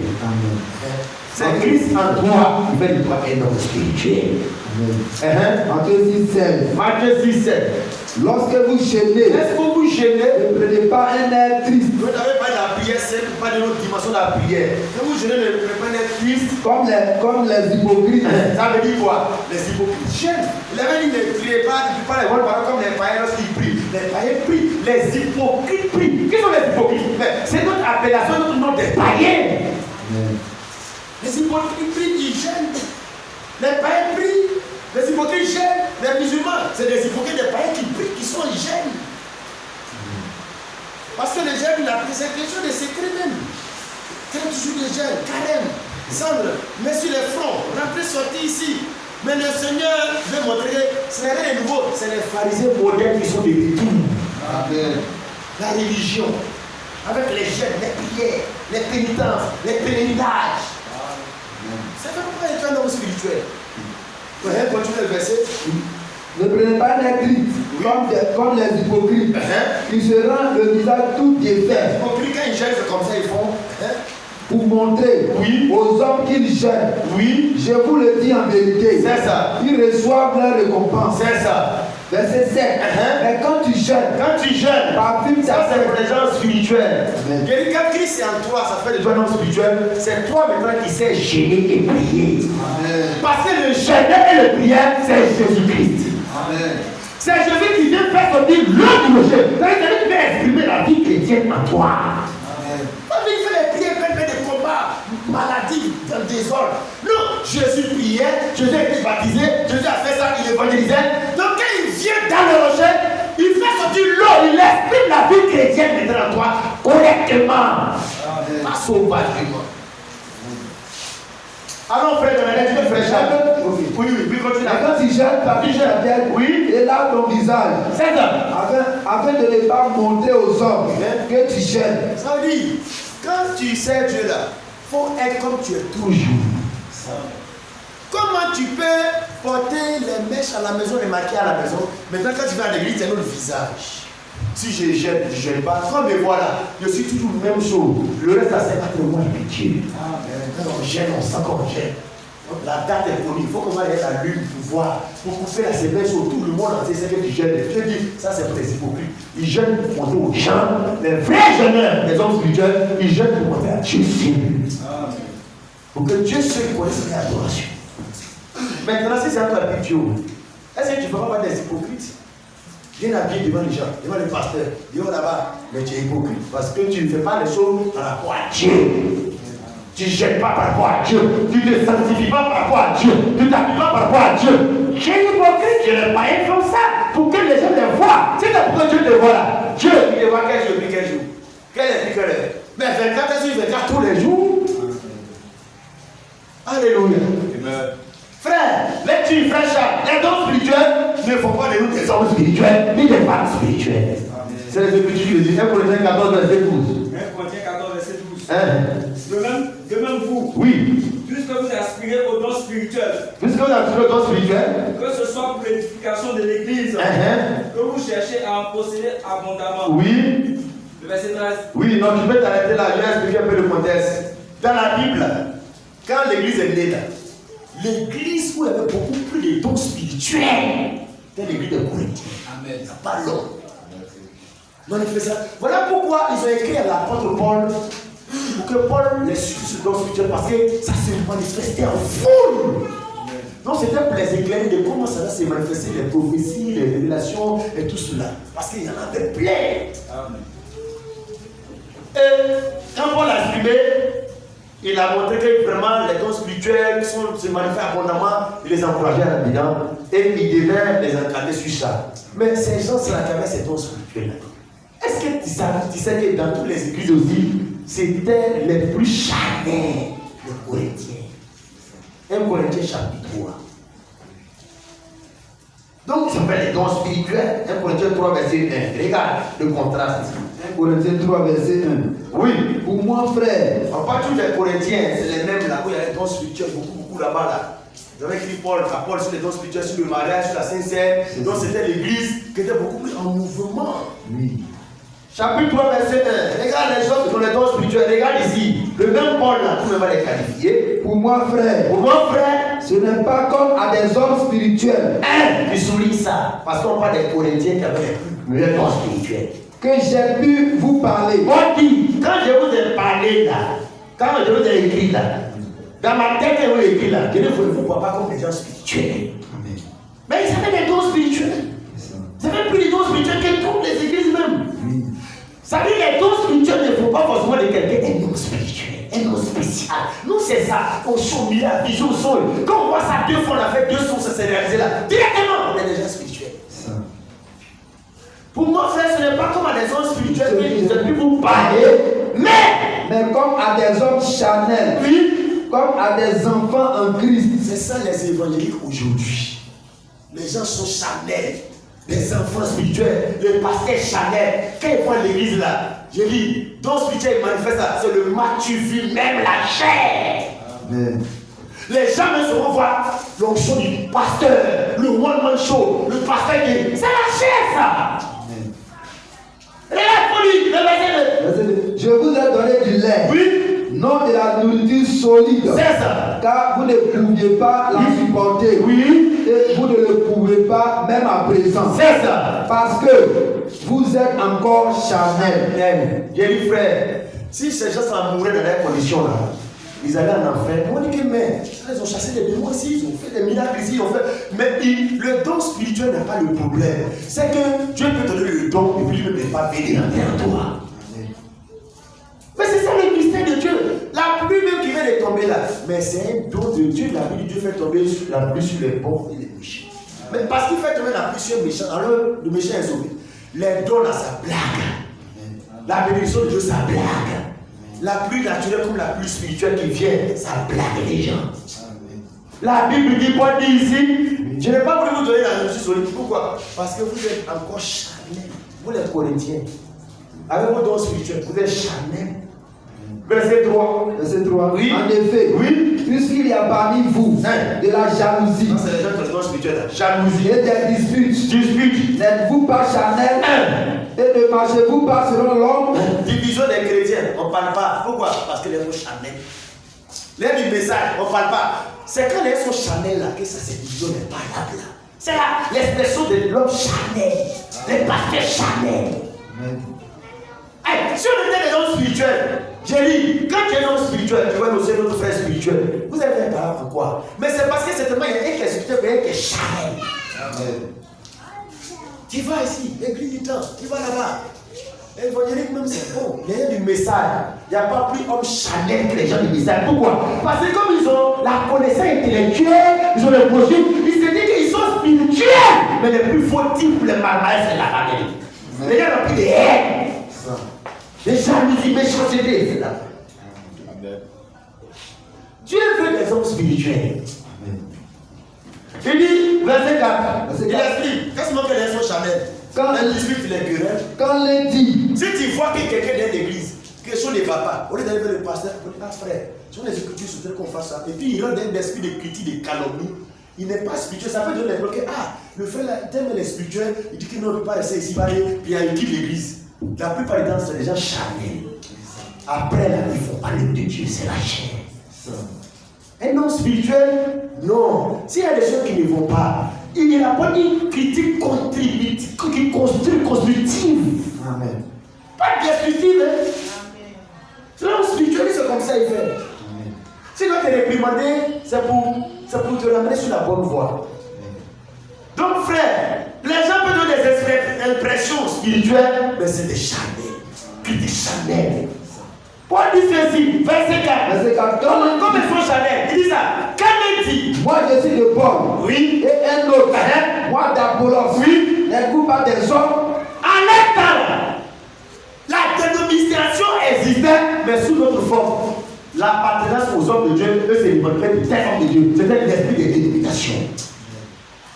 Paul dit, ce qui montre que vous êtes Chanel, lui il a dit que moi je suis de Paul. Moi je suis de Paul. Lui a dit moi je suis d'Apollos. Moi je suis du ministère de Paul, d'Apollos, de Pierre. C'était comme ça les divisions des églises. C'est pour ça a commencé. Paul dit que ça c'était comme ça parmi les Corinthiens, vous avez les bonnes spirituelles. Paul dit, mais c'est la preuve que vous êtes Chanel. Alors qu'est-ce que les gens du message, qu'est-ce qu'ils sont avec tout ça? C'est le plus grand Chanel du christianisme. La chair. Voilà, William Branham, Joseph Branham, à quel Dieu donné? Tu vas à Abidjan là-bas, tu es ton plus de quelle assemblée, qui est ton pasteur? Lui après les tonnerres, tout en a, son air avec éclair, son air c'est éclair, mais c'est les gens Chanel qui font ça. Ce n'est pas les gens spirituels. Paul dit, les premiers dons Chanel dans le christianisme, c'est les Corinthiens avec dons spirituels. Regardez les disputes, les querelles, les dons spirituels, ils manifestent ça. Quel finit par là, quand il vient là, par là qui fait là, tu dis, c'est pas là qui vient de parler là, chez lui. C'est pas lui qui va les diriger là, c'est lui. C'est ça qui trompe. Dieu est un mystère. Il fait grâce à qui il veut. Il ne se répand pas de ses dons. Et il y a un son. Dieu peut te donner des sons, des visions. Tu viens d'aller commettre une publicité hier samedi. Tu viens au culte. Tu peux avoir une vision, ils sont prophétisés ce matin dans l'église. Amen. Ah, mais c'est les dons. Tu dois faire les dons. Quand il dit, moi je suis de Paul, et l'autre, moi d'Apollos, n'êtes-vous pas des hommes? Il a dit des gens Chanel. Qu'est-ce donc Apollos? Qu'est-ce donc Apollos? Et qu'est-ce que Paul? Sont-ils? Des serviteurs par le moyen desquels Oui. vous avez cru, Oui. selon que le Seigneur l'a donné à chacun. On peut faire des débats de christianisme autour des hommes de Dieu. C'est Chanel ça. Amen. Tu prépares le prophète, tu prépares le prophète. C'est-à-dire, mais c'est qui il prêche? C'est qui il prêche? Il prêche le Seigneur Jésus, non? S'il prêche le Seigneur Jésus, le débat des hommes de Dieu, c'est pourquoi c'est Chanel. C'est qu'il ne prêche pas le patron qui envoie le prophète, c'est qu'il ne prêche pas le Seigneur qui a un problème. Mais s'il prêche le Seigneur, le débat des hommes de Dieu, ça montre que tu es Chanel, ça. Amen. Paul, lui, Paul qui est vivant, il se met dans le débat et puis il se diminue dans le débat pour dire qu'est-ce donc Apollos? Qu'est-ce donc Paul? Des serviteurs par le moyen desquels vous avez cru, selon que le Seigneur l'a donné à chacun. Quand il dit des serviteurs, ça dit, ça t'indique qu'ils ont les maîtres, les patrons. Amen. Le débat doit se faire autour du. Est-ce que tu prêches le maître? Est-ce que tu prêches le patron? Si on ne prêche pas le serviteur, quand on prêche le maître, c'est qu'on prêche le message. Amen. Tu ne prêches pas le serviteur. Paul a montré aux gens là que nous là, autour de nous faire les débats là, c'est un faux débat, ça montre que vous êtes Chanel. Le débat, c'est quand les gens ne prêchent pas le maître là, c'est là que ça doit vous faire mal. Amen. Nous, les chrétiens, nous on veut que les gens soient chrétiens. On ne veut pas que les gens soient des serviteurs de Dieu, du Kakou Philippe. Non, ce n'est pas du christianisme, et puis ça ne va pas les sauver. Les serviteurs, par exemple, que vous avez cru, selon que Dieu l'a donné à chacun. J'ai planté, c'est Paul qui parle, applause à nausée. Mais Dieu a fait quoi? En sorte que ce n'est pas celui qui plante qui est quelque chose, ni celui qui arrose, mais Dieu qui fait quoi? Celui qui plante là, et puis lui j'ai planté, c'est pas lui qui plante qui est quelque chose, c'est lui qui plante n'a aucune valeur.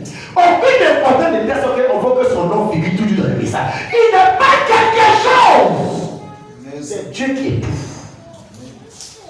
Il y a des gens Chanel. Les dons spirituels, hein, les brochures, c'est les Chanel. Ce n'est pas des gens spirituels.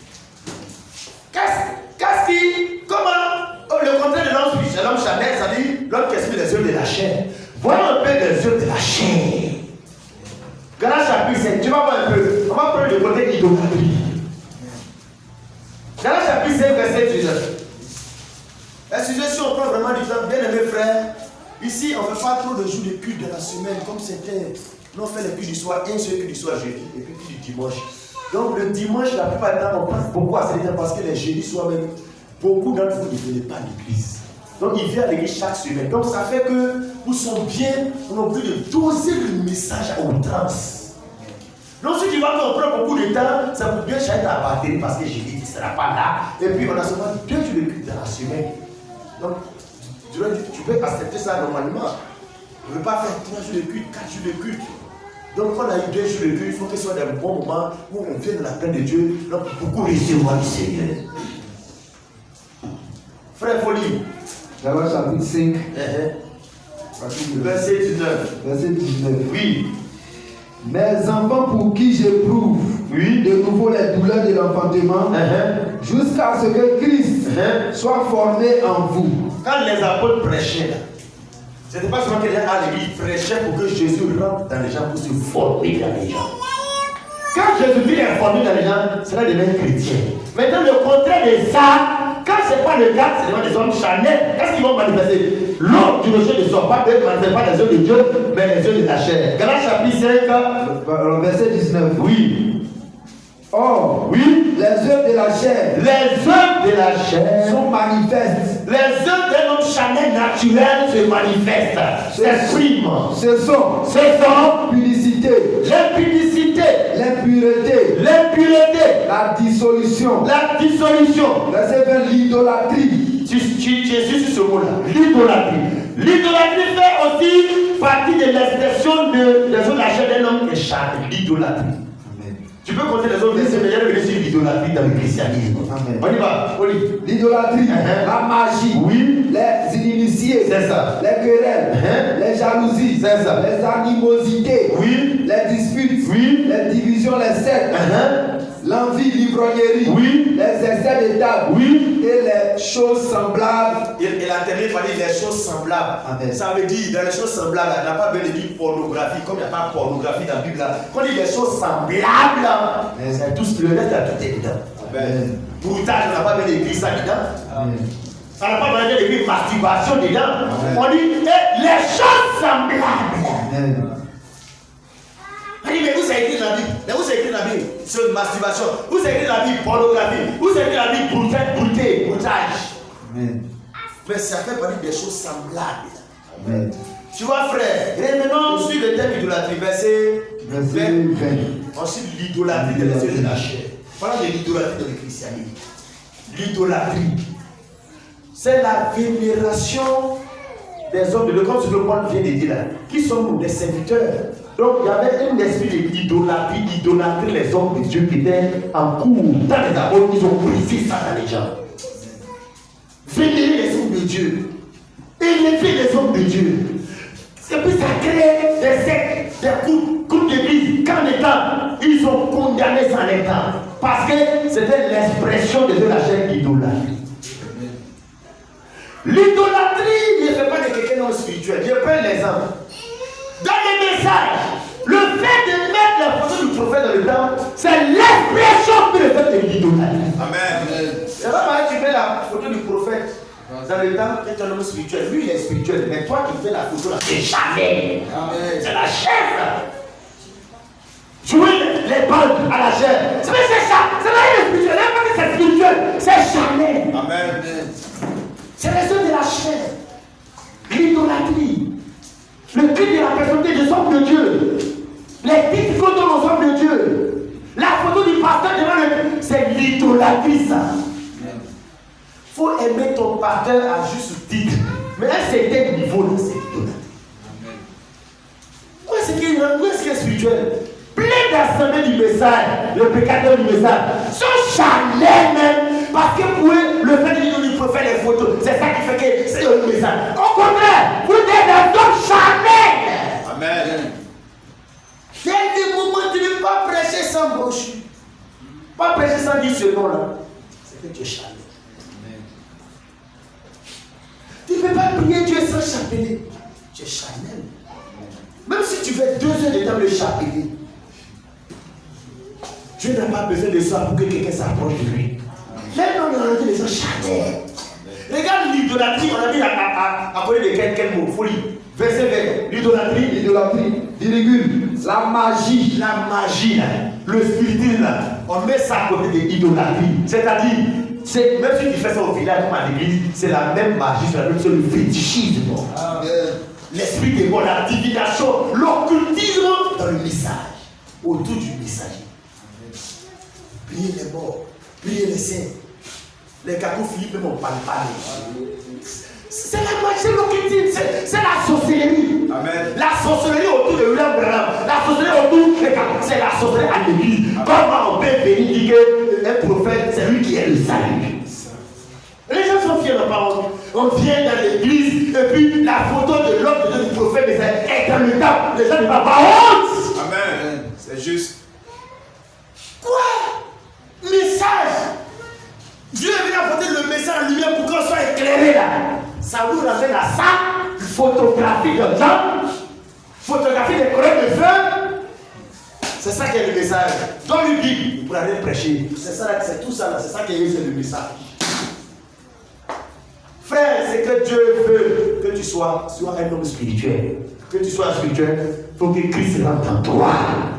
Si Christ est en toi, tu n'exprimes pas tes œuvres, tu exprimes en toi le sang de Christ. C'est ça les chrétiens. Amen, amen. Les apôtres ont diffusé ça depuis la personnalité. Actes chapitre 14, rapidement, le verset 8.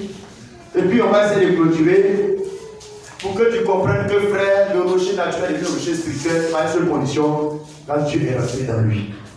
Acte 14, 8 à 14. Donc spirituel, pas un homme de prière, un homme spirituel, la prière, les gènes, tous les bananas, tout ça, les photos des hommes de Dieu, les brochures, tout cette cérémonielle-là, ça ne fait pas de toi forcément un homme qui est spirituel. C'est quand Dieu, Christ est dans toi, que tu es spirituel. Qu'il t'a donné un don ou pas, tu es spirituel quand même. Et les gens culpabilisent. Quand tu ne vas pas là, tu es culpabilisé, ça te fait mal. Tu ne te vois pas encore comme spirituel, comme tu es avec toi. Parce qu'on a voulu montrer que c'est le don spirituel qui fait que tu es spirituel. Non. Le don spirituel ne fait pas de toi un homme spirituel, forcément. C'est Dieu en toi qui fait de toi un homme spirituel. Et le don là, il fait à qui il veut, grâce à qui il veut, comme il veut. Amen. Alléluia. Amen. Frère, il faut lire. Acte 14. Acte 8. Acte 14, verset 8, par exemple. Acte 14, verset 8. Oui. À Lydie se tenait assis un homme portant des pieds. Bon, on va avancer un peu. Paul a guéri un homme paralytique qui a marché. Quand les gens vivent le miracle, là, regarde ce qu'il va faire. Il faut lire. Verset 11. Oui, on y va. Verset 11. À la vue de ce que Paul avait fait. À la vue de ce que Paul a fait. Parce que c'est là vient l'idolâtrie. Quand Dieu utilise les serviteurs. Quand Dieu fait des grandes choses avec un serviteur de Dieu, c'est là que le diable vient pour qu'il crée l'idolâtrie. Parce que Dieu est venu rentrer dans les entrailles de Marie pour devenir Emmanuel. Alors Marie est foutue. Elle est catholique. Parce que Moïse était le serviteur que Dieu a utilisé pour envoyer le message de la dispensation de la loi. Les pharisiens, allez, le diable les a actionnés. Il n'y a rien de nouveau, frère. Les pharisiens étaient assis dans la chair de Moïse. Allez, mon Dieu, vous êtes Chanel. Même si vous citez Moïse, Moïse a dit, vous êtes Chanel quand même. Frère, on y va. À la vue de ce que Paul avait fait, la foule éleva la voix. La foule des gens qui ont vu le miracle, un homme parti de naissance élevé là. La foule élevait la voix. Et dit en langue lycaonienne. Oui. 2 points. Oui. Dieu. Des dieux sous une forme humaine, oui, sont descendus vers nous. Donc la divinité qui doit venir à Dieu, l'adoration des nations doit venir à Dieu là. À cause des miracles là, ils ont commencé à attribuer ça à des hommes de Dieu. Que des dieux sous forme humaine sont venus parmi nous. Quand la gloire qui doit venir à Dieu, vous prenez des miracles qui sont opérés, la gloire de Dieu doit venir à Dieu là, ça revient à un homme. Ils ont dit des dieux sous forme humaine sont venus au milieu de nous. On y va, frère. Verset 12. Verset 12. Ils appelaient Barnabas. Ils vont donner maintenant les titres. Barnabas. Les noms. Ils vont donner des noms. Parce qu'il ne faut pas que c'est des hommes simples. Les noms que les gens donnent là. Parce qu'on veut des noms supérieurs à un homme normal. C'est ça. Bishop, archibishop. Tout ça de la Bible, c'est les titres de Jésus qu'on donne aux gens. Amen. Ils appelaient Barnabas. Jupiter. Et Paul Mercure. Ça, c'est des noms des divinités de Dieu. On va les appeler comme ça. Les titres. Archibishop, révérend, président, président fondateur. Toi, tu es président fondateur. Toi, tu veux fonder l'église de Jésus. Là. Quand tu vas dans l'église de John Robert, dans tous les pays baptistes, il y a l'organigramme. John Robert, premier cadre, on descend, il y a le vice-président de temps. Donc, si John Robert est là, pourquoi on ne met pas Jésus, photo de Jésus au-dessus de John Robert? Parce que ça donne l'impression que c'est John Robert qui a créé l'église baptiste. Heureusement que c'est John Robert qui a créé l'église baptiste. Sinon, c'est Jésus-Christ qui a créé son église. Baptiste là, ça montre que ce n'est pas une église. Ça, c'est une religion de John Robert. Mais si c'est le mot église là, il y a un seul fondateur, c'est Jésus. Amen. C'est lui qui a dit dans Matthieu, je bâtirai mon prenons possession mon église. Amen. Mais comment tu peux faire mon organigramme et puis la photo du bâtisseur n'est pas dessus? Président fondateur, quand tu veux fonder l'église, il faut que tu sois crucifié pour ton péché. Voilà, c'est ça les gens appellent l'église. Mais c'est charnel. C'est dans le monde, dans les sociétés, on organise comme ça les choses parce que le monde, c'est les choses charnelles. Mais l'église, c'est une activité spirituelle. C'est Dieu qui organise l'église avec les pasteurs, les diacres, les anciens, avec les dons. Si tu es autant de Paul là, un pasteur de Jérusalem qui allait prêcher à Corinthe, un pasteur de Corinthe pour aller prêcher à Éphèse. Si c'est l'église de Dieu vraiment, logiquement, moi je dois pouvoir partir prêcher là-bas au baptiste, qui est une vraie mission. Mais on va te chasser comme un chien galé pour lui. Mais où est ta carte? Tu as fait ta formation théologique dans quelle école? Quelle école théologique de nous baptiste? Frère Folie. Oui, verset 12. Ils appelaient Barnabas Jupiter et Paul Mercure. Oui, parce que c'était lui qui portait la parole. C'est ça. Le prêtre de Jupiter, dont le temps était à l'entrée de la ville, amena des taureaux avec des bandelettes vers les portes et voulait, de même que la foule, offrir un sacrifice. Oui. Verset 14. Verset 14. Les apôtres Barnabas et Paul. Quand les gens voulaient faire ça, non? Quand les hommes fidèles et les frères de Dieu, comment ils vont réagir vis-à-vis de ça? Les apôtres Barnabas, oui. ayant appris cela, Ayant appris que c'est comme ça que les gens veulent les traiter, les considérer, les vénérer là. déchirèrent leurs vêtements. Ils ont déchiré leurs vêtements. Or en Israël, on déchire le vêtement quand il y a une guerre, quand il y a un malheur. Parce que c'était un malheur, malédiction ça. Que lui et là, ils vont les venir les traiter comme des dieux. Venir faire des sacrifices pour les honorer. On est d'honorer Dieu, merci à Dieu pour vraiment l'homme de Dieu qui veut m'a donné. Seigneur, je veux bénir ton nom, je veux te faire nos frères spéciales. Pourquoi tu veux le faire à l'homme de Dieu? Lui, il a fait quoi? Est-ce que c'est des parler de devenir pasteur? Pasteur, là, c'est donc Dieu lui a donné. On y va, frère. Déchirèrent leurs vêtements et se précipitèrent au milieu de la foule. Ils vont dans la foule en se criant pour les empêcher de faire ça. Oh homme, pourquoi agissez-vous de la sorte? Pourquoi agissez-vous de la sorte comme du message? Nous aussi. Pourquoi vous faites comme cela?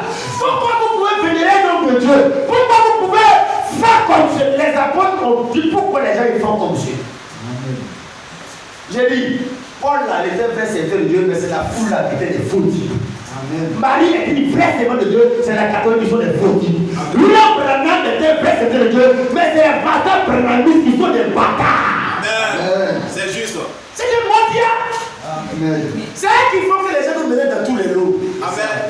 Et ça fait que d'autres préfèrent dire que non, lui ne veut pas dire que Branham est serviteur de Dieu. Je suis au sein des Églises. Nous on dit que Branham était un frère serviteur de Dieu, Dieu a envoyé pour nous amener aux Écritures. Mais c'est les gens après Branham qui sont venus faire n'importe quoi. Comme quand Dieu prend un prophète comme Moïse, quand il finit sa mission, les gens viennent faire n'importe quoi. C'est ça qui est malheureux. Donc les gens savent qu'ils ont honte de dire que le vrai Branham est un serviteur de Dieu. Nous on sait qu'on croit, on sait que la connaissance que nous on a aujourd'hui là, c'est au travail du message de Branham qui est venu pour ouvrir les yeux sur le baptême au nom de Jésus, sur Jésus les dieux. C'est fait de la Bible, mais c'est fermé. Tu ne peux pas voir Satan qui est l'assemblée de Dieu.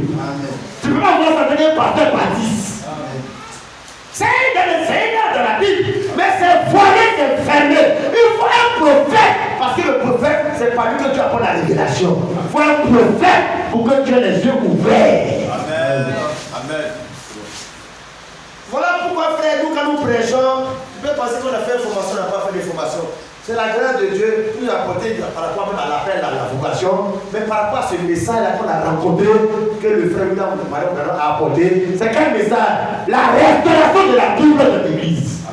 La restauration de ce que les apôtres ont dit et l'écriture de l'Église. Alléluia. Les géants de la Jéhovah, il y a plus de cacher beaucoup dans le sujet de net, mais c'est un faux type. C'est le message de William Branham dans lequel il est né, il a été fabriqué. Cette connaissance qu'il a, c'est dans le message de Branham. Il presse ça, femme n'est pas pasteur. Abba n'est pas pasteur. On bat au nom de Jésus. Et il fait croire aux gens que cette révélation vient de lui. Il a dit que nos géniaux est fort. Nos géniaux, c'est la révolution chrétienne. Maintenant qu'elle est venue ici, puisque nous avons enregistré une vidéo, on a fait des vidéos, on a posé la question. Branham là, que c'est un faux secteur de l'OFS secteur de. Pourquoi? Parce qu'on sait qu'il tire sa connaissance de son message. Est-ce qu'il va avoir au moins l'humilité de reconnaître sa valeur, puisque c'est de son message que tu prêches? Au moins, si on te pose la question, qu'est-ce qu'il fait? Il faut c'est un vrai serviteur de Dieu, mais que c'est les autres pasteurs qui ont un problème avec moi. Il dit que Branham c'est un faux prophète. Beaucoup de pasteurs du message, des assemblées même, il dit les prochains de Branham, c'est sur les matériels. Et puis quand ils ont prêché, ils ne montrent pas que ça vient de ce que Branham a prêché, ils condamnent comme étant un faux prophète. Mais ça c'est la malédiction. Ça ne serait pas être sérieux même. L'affaire de Dieu là, on connaît Dieu au travers toujours de quelqu'un. Ce que tu connais aujourd'hui dans cette assemblée-là, c'est au travers d'un pasteur, de quelqu'un de frère. Dieu parle toujours par quelqu'un, auprès de quelqu'un pour rencontrer quelqu'un. C'est pas possible que toi tu dormais vite, tu as une somme vite accomplie, c'est pas possible. Paul a dit, qui sommes-nous? Des serviteurs par le moyen desquels vous avez prié. Les moyens que Dieu utilise pour qu'on puisse croire, c'est les serviteurs, les prophètes, les messagers. Donc, c'est pour assurer les frères, nous allons revenir là-dessus plus profondément pour éclairer les frères. Parce que plus ou moins, même si on ne te dit pas, toi, mais tu entends sur Internet, ça t'est fatigué. Pour faire équilibrer les choses, nous, on ne sommes pas des branhamistes. On ne sommes pas. Quand on dit on n'est pas des branhamistes, ce n'est pas qu'on ne croit pas à ce que Branham a fait. Non. On n'est pas des branhamistes dans l'esprit d'idolâtrie que les gens ont fait autour de Branham. On n'est pas dedans aussi. On ne se mélange pas dedans. On ne prêche pas Dieu comme ça.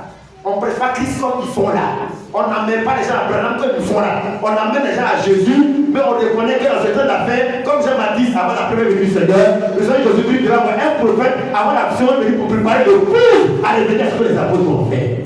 Là, c'est le débat que nous l'avons toujours rendu. Alléluia.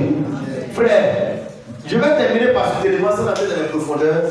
À quel moment est-ce que Dieu a fait que le rocher naturel devient spirituel? Il y avait une condition.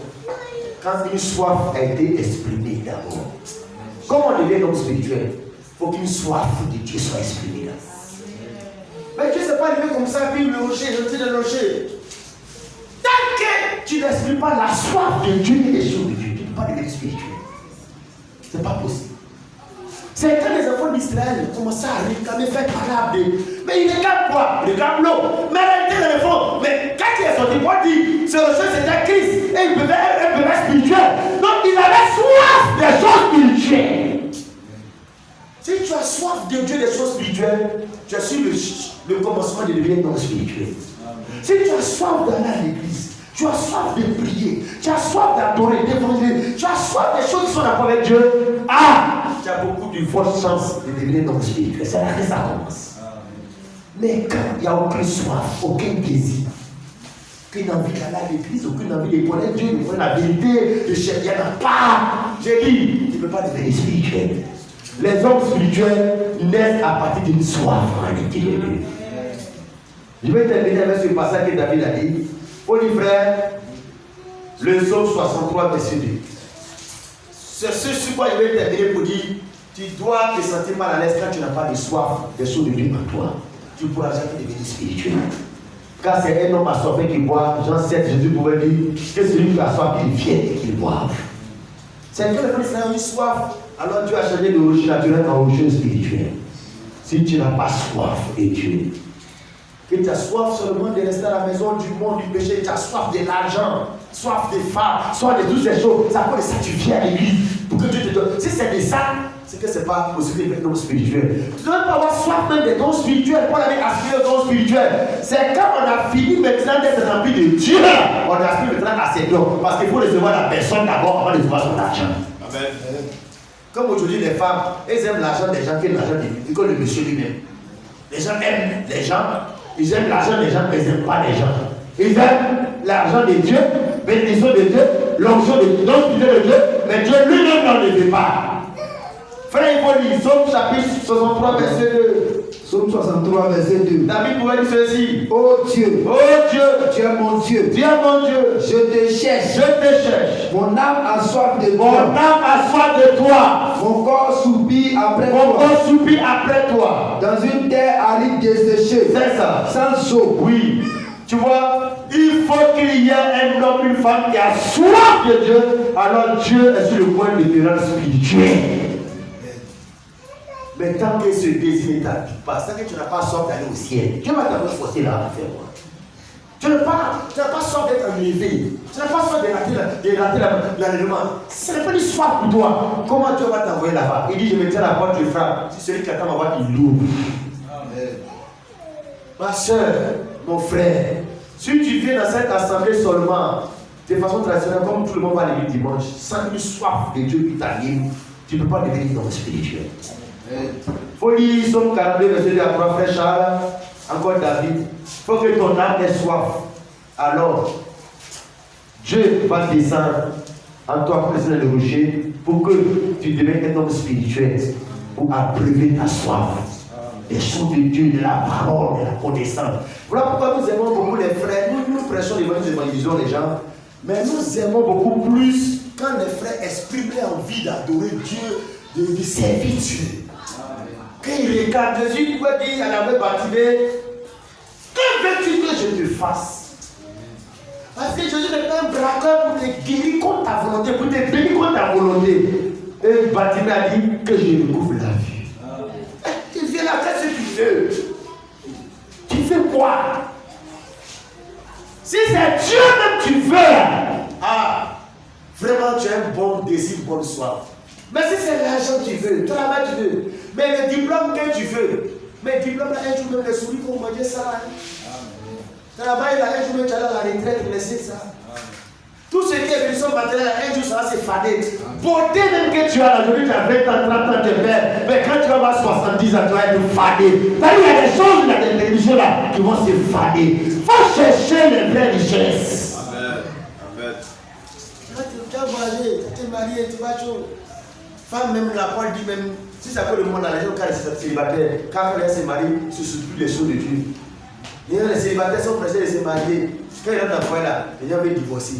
Aujourd'hui là, plein de chrétiens divorcent en désordre. Pourquoi? Parce que les gens n'ont pas laissé d'avoir Dieu dans les cœurs avant de chercher à rentrer dans la mariage. Mariage, c'est une chose de Dieu, c'est une chose spirituelle. C'est pour les gens spirituels. Amen. Amen.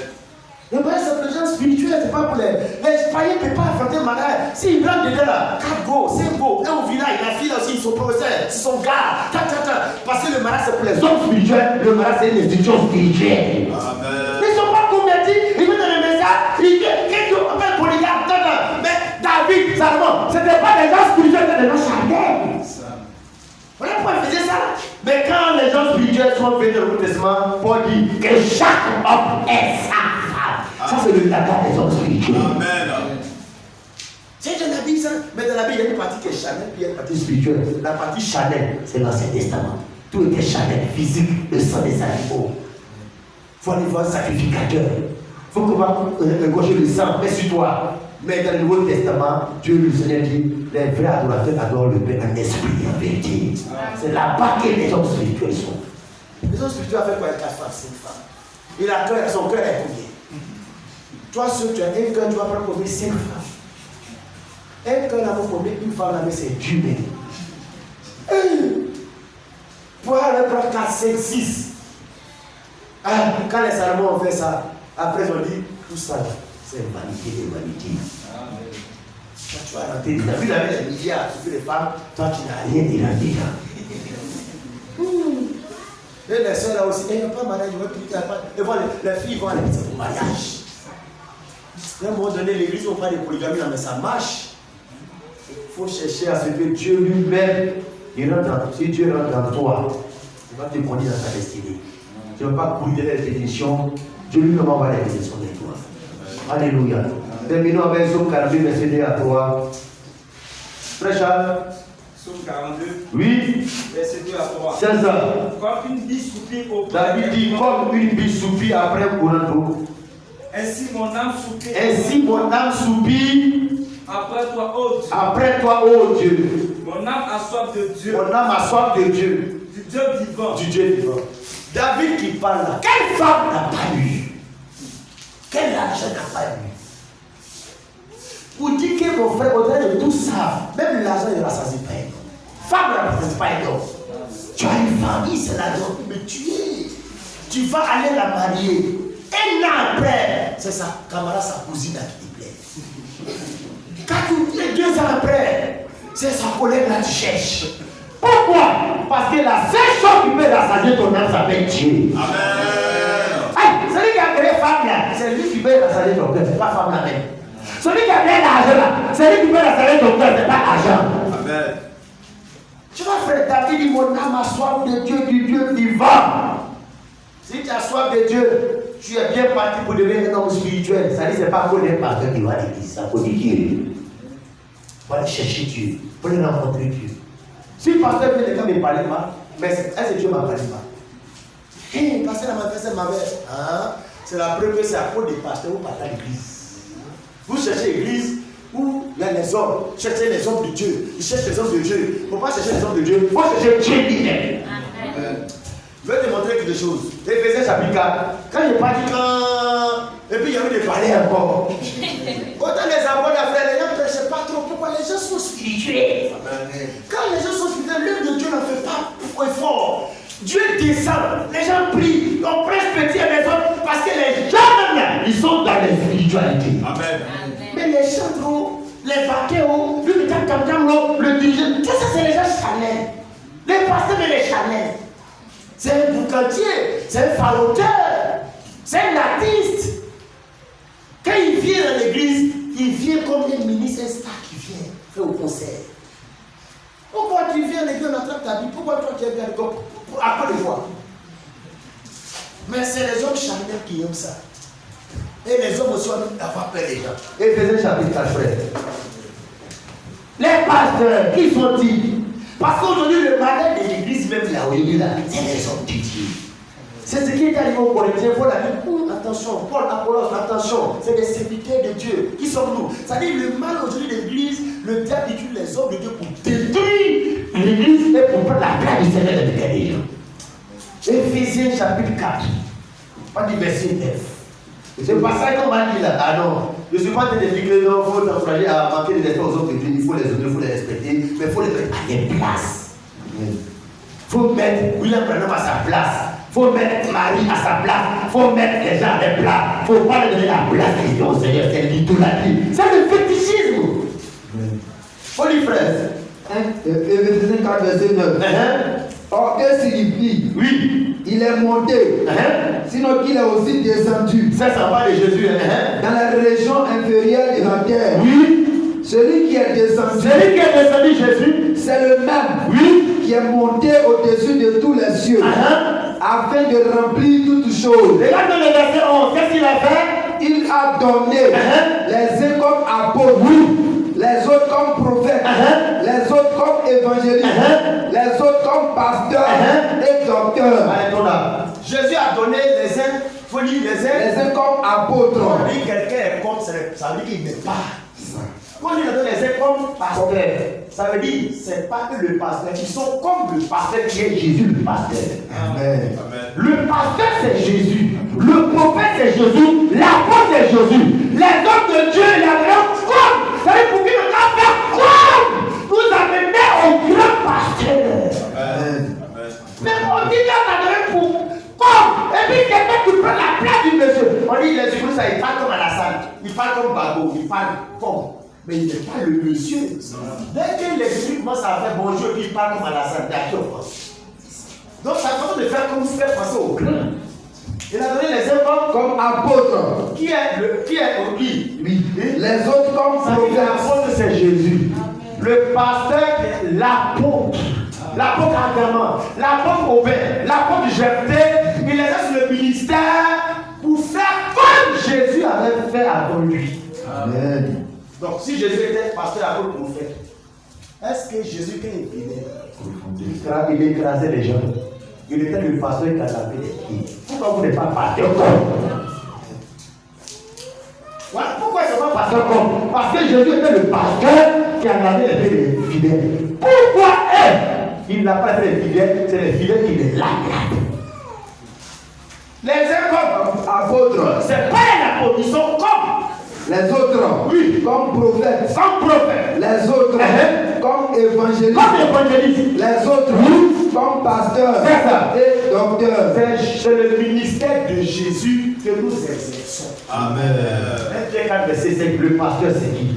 Il ne faut pas faire que les hommes de Dieu soient ton pasteur. Ils n'ont qu'à t'aider à faire que Jésus soit le pasteur de ton âme. Jésus soit ton apôtre. Il ne faut pas que John Robert soit ton pasteur fondateur. Il est le petit pasteur. Il te connaît au grand souverain pasteur. On y va faire 1 Corinthiens 4, verset 5. 1 Corinthiens 4. Oui. Mais non, 1 Pierre. 1 Pierre 4, verset 5. Voilà le rôle du pasteur de l'homme de Dieu. 1 Pierre 4, verset 5. Uh-huh. Il rend compte Oui. à celui qui est prêt à juger les Il rend compte à celui qui est prêt à juger les vivants et les morts. Car l'évangile Oui. a été aussi annoncé aux morts, afin qu'après avoir été jugés, Oui. comme les hommes, quant à la chair, Oui. ils vivent selon Dieu, C'est ça. quant à l'esprit. Non, j'ai manqué la différence, frère. J'ai manqué la différence. Il faut prendre 2 Pierre. 2 Pierre 4, je pense que ça doit être.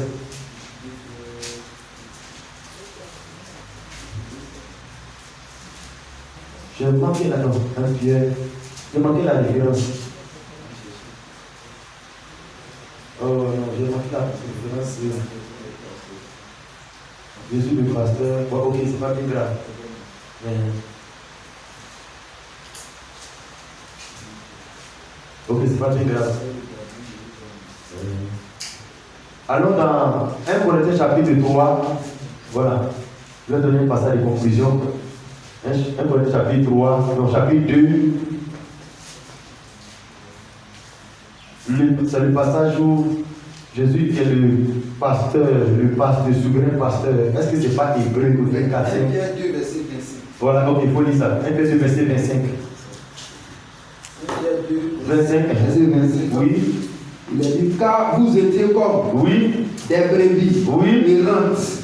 Mais maintenant, vous êtes retournés vers le pasteur et le gardien de vos âmes. Alléluia. Donc, ce que je voulais relever, Jésus est le pasteur. Jésus n'est pas un pasteur. Mais les autres, ils sont un pasteur qui exerce comme le grand pasteur. Mais comment Jésus a été pasteur? Quelle était sa position sur les gens dans l'assemblée de l'église? Au point où même où la Bible dit que quand sous la couronne de Judas, les gens étaient venus l'arrêter, on ne savait pas c'était qui va mieux. Parce qu'il n'avait pas une apparence qui le rendait différent des autres. Il fallait que Judas lui donne un baiser pour consacrer c'est lui-là. Sinon, c'était les variants ceux-là, tu ne peux pas savoir. C'est ça le pasteur. Et il a donné les gens comme le pasteur Jésus. On sait que comme le pasteur Jésus. Mais sans prendre sa place dans le cœur des gens. Voilà ce à quoi je voulais t'appeler, frère, pour que tu mettes les hommes de Dieu à leur place. Les gens du message, que ce soit les maris, tout instrument que Dieu a utilisé, mettons ça à sa place. Viens ici dans cette assemblée, pas à cause du pasteur. Il ne fait que faire comme le pasteur. Mais quel est le pasteur? Jésus le pasteur, le gardien pour vous. Que le nom du Seigneur soit béni. Nous allons prier le Seigneur, frère. Nous allons demander dans les temps que Dieu nous donne sa soif. Il veut donner sa soif. La soif de Dieu, des choses de Dieu, la soif de la personne de Dieu même. Je ne parlais pas des bénédictions de